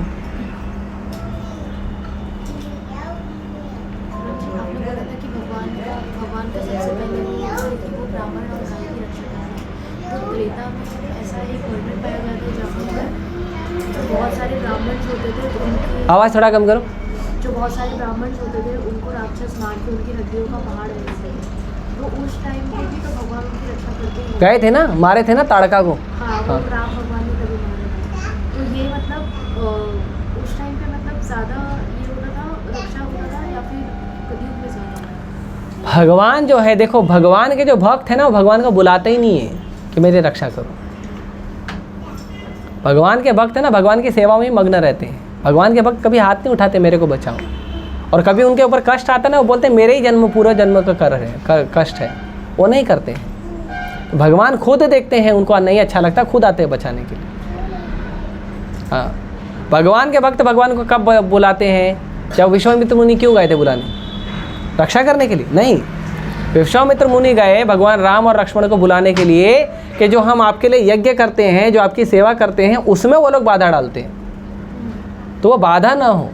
उनका ये नहीं था कि आप असुरों को मार दो, वो बोले थे वो बाधा डालते हैं, वो खराब कर रहे हैं, तो इसके लिए उनका कुछ उपाय करना चाहिए।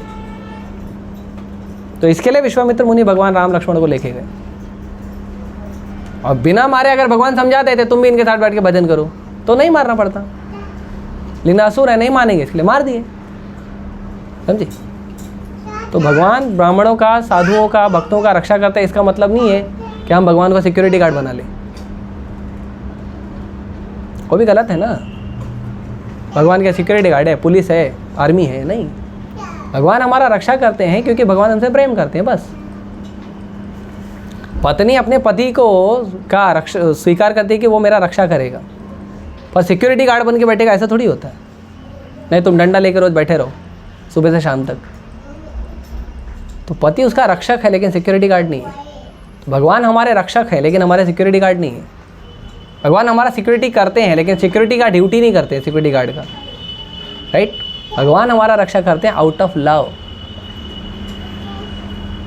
ऐसे कुछ लोग जाते हैं भगवान से मांगते हैं केवल ये दे दो, ये दे दो, ये दे दो, ये दे दो। तो भगवान दुकानदार है क्या? तुम तपस्या करो और भगवान तुमको सामान दे देंगे, तो ये हो गया ना, पैसे के बदले में तपस्या, पैसे के बदले में तपस्या, राइट? तो वैसा है, समझे? और कुछ? क्वेश्चन पूछना, मेरे ना रिसेंटली स्टूडेंट्स ने पूछा हुआ था, तो उनका ये कहना था कि अगर भगवान होते हैं तो, और जैसे कि आप लोग बोलते हैं कि भगवान मतलब हमारे लिए बोले थे कि आप लोग बोलते हैं भगवान प्रोटेक्ट करते हैं सबको, तो मतलब इतने सारे जो रेप केसेस होते हैं तो उसमें तो आपको भगवान को दिखाई नहीं देता, ऐसा क्वेश्चन था, तो उनको कैसे हम काउंटर कर सकते?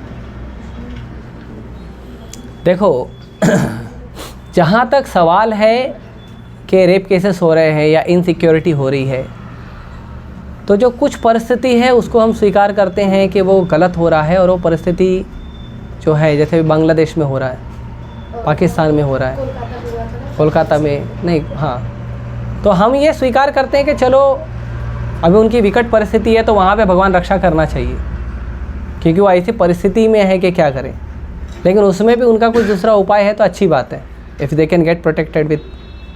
और हम सबके लिए प्रार्थना करते हैं, जो बांग्लादेश कोलकाता में हुआ उसके लिए भी हमने प्रार्थना किया, माता जी के साथ अच्छा नहीं हुआ, होना चाहिए था अच्छा, पर उसके बाद मेरी भी तो जिम्मेदारी है ना कि मैं अपनी रक्षा करूं। अभी अगर मैं ये बोलूं कि भगवान मेरी रक्षा करते हैं, हाँ, और अंधेरी के प्लेटफॉर्म नंबर 6 पे जाके खड़े हो जाऊं, अब बोलो ट्रेन तू आ मेरे को उड़ा और भगवान मेरी रक्षा करना चाहिए, तो नहीं, मतलब मैंने काउंटर करने का ट्राई किया था, तो उन्होंने बोला कि बट वो तो डॉक्टर थी ना, तो उनकी तो नाइट ड्यूटी थी, तो उनको तो रहना पड़ेगा, वो किसी क्लब में नहीं थी, ऐसा उनका बच्चों का रहना था। हाँ, मैं वही बता रहा हूँ। तो अगर मैं प्लेटफॉर्म नंबर 6 पे जाके खड़े हो जाऊँ जहाँ पे फास्ट ट्रेन आते रहती है, और मैं बोलूँ भगवान मेरी रक्षा करो, बचाओ बचाओ, तो भगवान क्या बोलेंगे, इससे अच्छा तुम मर जाओ, राइट। तो हमने आज का वातावरण इतना घटिया बना कर रखा है, ये हमारा गलती है। जब शास्त्र कहते हैं, अभी आप लोग अपना वुमनाइजेशन खड़ा मत करना, लेकिन मैं अभी आपने पूछा है तो उत्तर दे रहा हूँ। जब शास्त्र कहते हैं कि स्त्रियों को जब वो छोटी हैं तो पिता के प्रोटेक्शन में रहना चाहिए, जब उसका विवाह हो गया है तो पति के प्रोटेक्शन में रहना चाहिए, और उसके बाद बच्चे के प्रोटेक्शन में रहना चाहिए, तो स्त्रियाँ इस बात को क्यों नहीं सुनती हैं?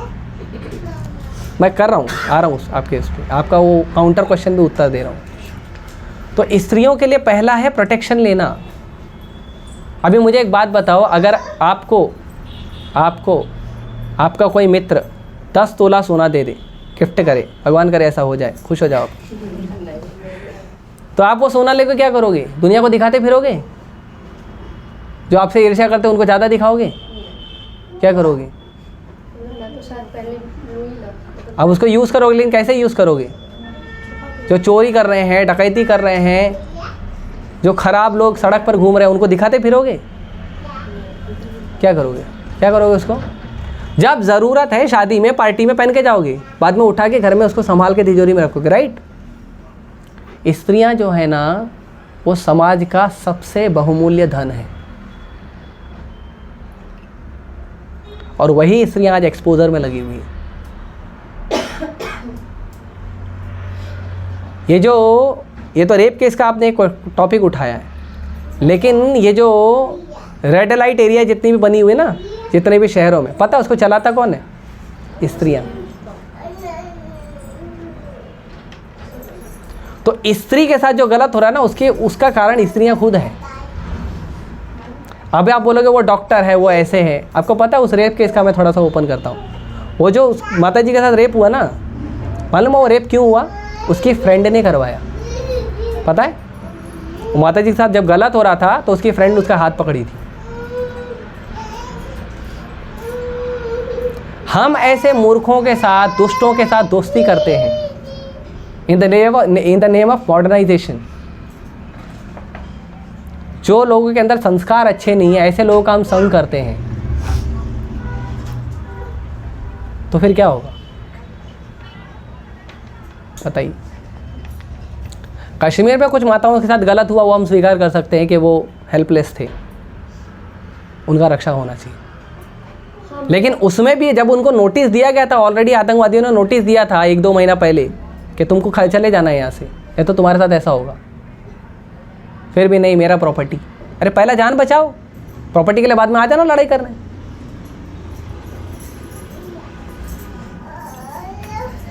तो हमारा भी तो गलती है ना। अभी हम बोलते हैं मेरे बच्चों को अच्छा संस्कार मिलना चाहिए, और बच्चे को 10 दिन नहीं हुआ पैदा होकर मोबाइल दे देते हैं हाथ में, कहाँ से संस्कार मिलेगा?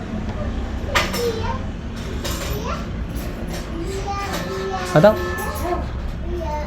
अभी इसमें और एक टॉस करूं, और सेंसिटिव है, ठीक है? आप लोग कठोरता, थोड़ा हृदय को थोड़ा संभालिए। जब मेरे को बोलता है वो बोलता, फिर वो रुकता नहीं है। स्त्रियों ने खुद वातावरण खराब करके रखा है। जो सदाचारी लड़का होता है, जो लड़का किसी स्त्री को दिखता नहीं है, अपना पढ़ाई में मन लगाता है, मालूम है उसको क्या क्या सुनना पड़ता है? ये तो बेकार लड़का है, किसी काम का नहीं है, एकदम टेस्टलेस आदमी है, ये सब सुनना पड़ता है। क्योंकि हमारे टाइम पे ऐसा सदाचार हमारे माँ बाप ने दिया था, मुझे सुनना पड़ा था। दम नहीं है इसके अंदर, किसी काम का नहीं है अपने। हाँ, ये जानबूझकर लड़कियां ही टीज करती हैं लड़कों को। हाँ, कई सारे लोग तो आगे बोलते हैं, तेरे को सुंदर लड़की तेरे सामने खड़ी है, तेरे को कुछ होता नहीं है क्या? होता है, कान के नीचे देने का मन करता है। बोलो क्या करना है? ये मेरा उत्तर होता था, राइट? क्योंकि तुम जब असुर की तरह आके खड़े रहोगे तो मैं थोड़ी तुम्हारी पूजा करूंगा, तो तुमको दंड दूंगा ना। इसको डिलीट कर देना बाद में। समझे? अगर स्त्री सीता बन के आए, राधा बन के आए, गोपी बन के आए तो पूजनीय है। ताड़का बन के आएगी, सुर्पणखा बन के आएगी तो दंड देने लायक है। तो पुरुष को भी राम बनना चाहिए, कृष्ण बनना चाहिए, रावण नहीं बनना चाहिए, कंस नहीं बनना चाहिए, दुशासन नहीं बनना चाहिए। वैसे ही स्त्रियों को भी देवी बनना चाहिए, कुंती बनना चाहिए, द्रौपदी बनना चाहिए, स्त्रियों को सीता बनना चाहिए। स्त्रियों को ताड़का नहीं बनना चाहिए, सुर्पणखा नहीं बनना चाहिए। आजकल के पुरुष जो है ना, वो दे आर वुमेन हंटर, और आजकल की स्त्रियां दे आर मैन हंटर। तो हमने ही ऐसा कल्चर बना के रखा है, तो क्या करें? बताओ, सिखाओ उस बच्चे को। Change the culture. If you think that ये चीज़ होनी चाहिए, प्रोटेक्शन होना चाहिए, कल्चर चेंज करो पहले। वो होगा अगर आप अच्छे से भक्ति करोगे। अब मैं इसका एक उदाहरण देता हूँ, मैं समाप्त करता हूँ, लेट हो रहा है। एक बार एक माताजी ने विवाह किया। विवाह करते समय उसने क्या किया, जब उसका विवाह हो रहा था उसने क्या किया, जिस कंपनी में वो काम करती थी उस कंपनी का सब लोग को इनवाइट किया, बॉस को इनवाइट किया, उसका बॉस भी आया था। तो जब उसने इनवाइट किया सबको, तो जब रिसेप्शन का टाइम हुआ तो उसके बॉस ने बोला कि मेरे को आपसे 5 मिनट अलग बात करना है, अकेले में, शादी का टाइम है। तो माता जी बोले ठीक है, कोई बात नहीं, रिसेप्शन ख़त्म हो गया। बोले चलो क्या बात करना है। तो वो अकेले में गए दोनों, और उसके बॉस ने बोला कि तुम जिस दिन से मेरा ऑफिस में आई थी उस दिन से लेके आज तक मैं एवरीडे प्लान बना के आता था कि तुम्हारे साथ जो है मैं जो एक्स्ट्रा मैरिटल अफेयर करूँ। शादीशुदा था वो। मैं एवरीडे प्लान बना के आता था, पर जैसे ही मैं तुम्हारे नज़दीक आता था कुछ तो शक्ति है जो मुझे रोक देती थी, तो कुछ कर नहीं पाता था और मेरा मन तुरंत बदल जाता था। तो मुझे पूछना है ऐसा क्या है जो तुम्हारा प्रोटेक्शन करता था। तो माता जी ने पता है क्या किया, अपने बैग से बीड़ बैग निकाला, हरे कृष्ण महामंत्र किधर, अरे कोई भी दे दो। माता जी ने बोला ये मेरी रक्षा करता था। ये कलयुग का बात बता रहा हूँ। आप अपने आप को प्रोटेक्शन में लेके आइए पहले, उसके बाद प्रोटेक्शन मांगिए। 6 नंबर प्लेटफॉर्म पे खड़े हो जाओगे तो प्रोटेक्शन नहीं मिलेगा आपको। प्लेटफॉर्म पे खड़े होना पड़ेगा, ट्रैक पे खड़े नहीं होना पड़ेगा। आजकल का सिचुएशन क्या पता है, लोग ट्रैक पे खड़े और बोलते हैं मेरे को रेलवे से प्रोटेक्शन चाहिए। तो पहले तो आरपीएफ वाला धोएगा, रेलवे पे खड़े क्यों हो। इसीलिए आजकल के समय पे जो लड़कियां लड़के जो प्रोटेक्शन मांगने जाते हैं ना, पहले तो उनकी धुलाई करना चाहिए। हम लोग बचपन में जब जाते थे ना कहीं, लड़ाई वड़ाई करके आते थे और आके मम्मी को कंप्लेन करते थे उसने मारा। तुम्हारे हमारे माँ बाप पहले क्या करते थे, पहले हमको मारते थे, तू गया क्यों। पहले हमारी धुलाई तो तू गया क्यों। हाँ, तो बहुत है, पहले हमारी धुलाई होती है। और और धुलाई कैसे होती है पता है? ऐसे नहीं धुलाई होती, एक दो थप्पड़ मार दिया, खिड़की दरवाजा बंद करके धुलाई होती है कि कोई बचाने नहीं आए। हाँ, और जो हाथ में मिला उससे मारते थे।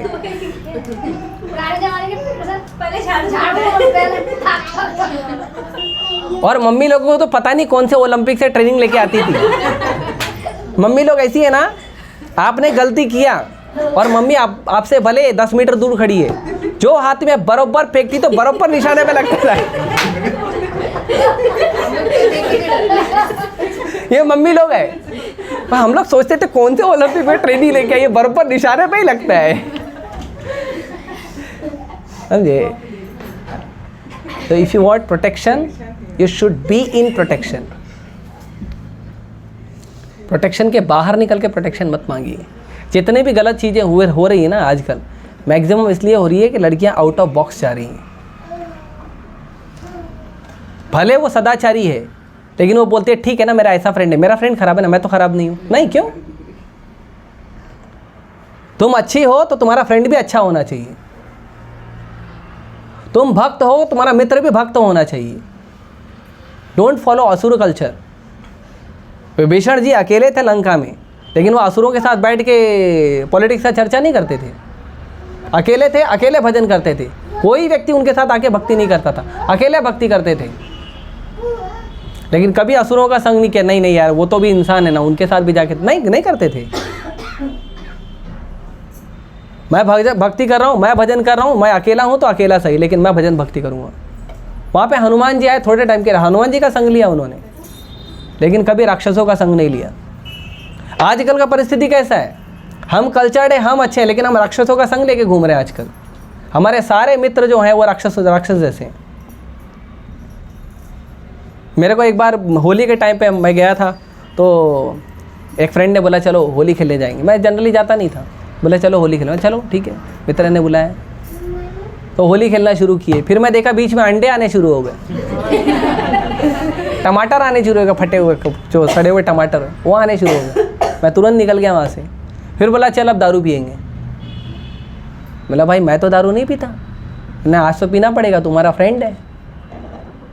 तो फिर मैंने काफ़ी समझाया भाई नहीं पीता हूँ भाई, और नहीं कल्चर भी नहीं है मेरा, मेरे पिताजी को ख़राब लगेगा। बहुत समझाया, नहीं माना।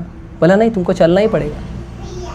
तो फिर मैंने उसको बोल्ड स्टेटमेंट दिया, मेरे गले के नीचे नहीं उतरेगा इसका तो गारंटी मैं अब भी लेकर चल रहा हूँ, लेकिन फोर्स किया तो तेरे भी गले के नीचे नहीं उतरेगा, सारा बॉटल तोड़ दूंगा, अब लेके चल। तो 4 दोस्तों ने हाथ पकड़ा, चारों का हाथ दूर हो गया। हाँ, चारों लोग पकड़े लेके जा रहे थे, चल चल चलना पड़ेगा, फिर अपने आप हाथ दूर हो गया।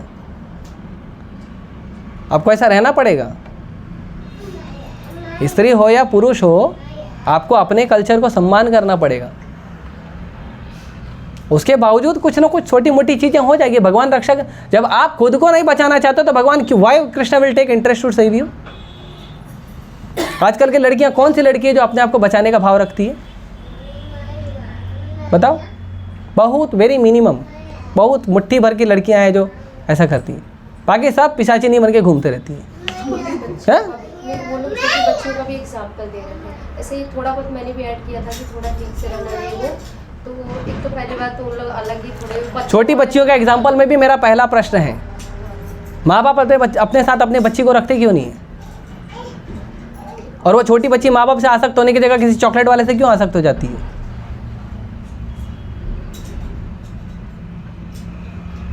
बोलो, लेके आओ। कितने लोग वुमन, जो वुमेन एम्पावरमेंट है, ले आओ, देखो सबको उत्तर देता हूँ। अरे सब क्लास के बच्चे हैं। whatever we should be very clear with this। कहीं मैं थोड़ा सा मुझे खुद ही आंसर नहीं पता किसी ये आंसर है ना, दो most of the questions answer है, दो। बोलो बच्चियों को अपने माँ बाप के परमिशन के बिना किसी के हाथ से कुछ लेना नहीं चाहिए। हमारे तो रिलेटिव आते थे, हमको देते थे, हम लेते नहीं थे, पता है। फिर हमारे रिलेटिव माँ बाप के हाथ में रख के जाते थे, वो ले नहीं रहा तुम दे देना। और सामने मैं अकेले और सामने बहुत सारे बच्चे। हाँ। तो फिर मैं एक टाइम के बाद मैं बोलती स्किप करें टॉपिक, क्या ही। मैं कॉलेज में खड़े होकर लेक्चर दे रहा था, तो बच्चे लोग पूछने लगे सर आप शादी कब करेंगे, आपने कोई अच्छी लड़की देखी कि नहीं? फालतू क्वेश्चन मुझसे भी पूछते हैं आजकल के बच्चे, बड़े बदतमीज हो गए। एक्चुअली आपने कोई ऐसी लड़की देखी है कि नहीं? तो मैंने बोला देखो क्या है, मेरे को लड़की दिखी नहीं है आज तक, तो शादी कैसे करूँ? बोलते अरे लड़की नहीं दिखी है आपको, ये कैसा सवाल है, इतनी सारी लड़कियां बैठी है देखो।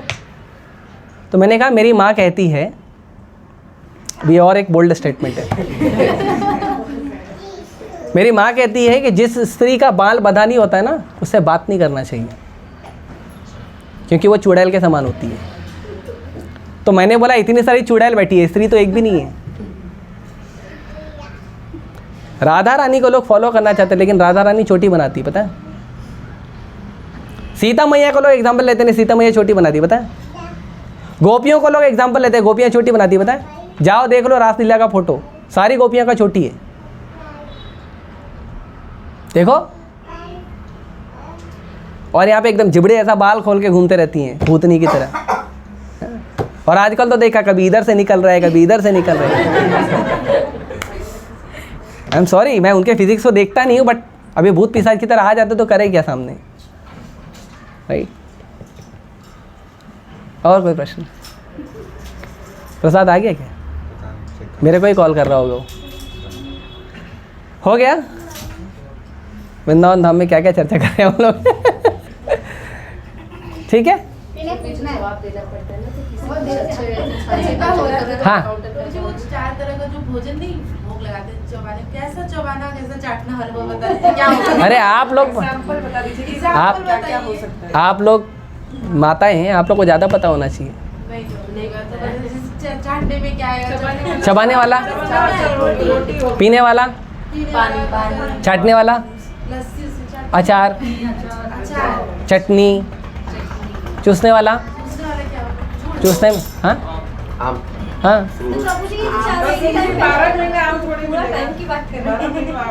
मतलब अभी, हाँ नहीं, उसमें भी कई सारी चीज़ होती है, हाँ उसमें भी कई सारी वस्तु होती है। अलग से लगाए और खाना अलग से लगाए, ऐसा नहीं, सब साथ में लगाए। 4 प्रकार की चीज़ ऑफरिंग करना चाहिए, अलग अलग लगाओगे तो भी चलेगा, लगाना चाहिए। संध्या को फ्रूट लगा दिया, फिर भोजन लगा दिया। अरे कम से कम कुछ तो लगाओ भोग, ठीक है? 4 प्रकार का वो हाई लेवल बता दिया मैंने, कुछ तो लगाओ, हाँ। Okay, thank you. Shri Vrindavan Dham की हरे कृष्णा, श्री प्रभुपाद की जय।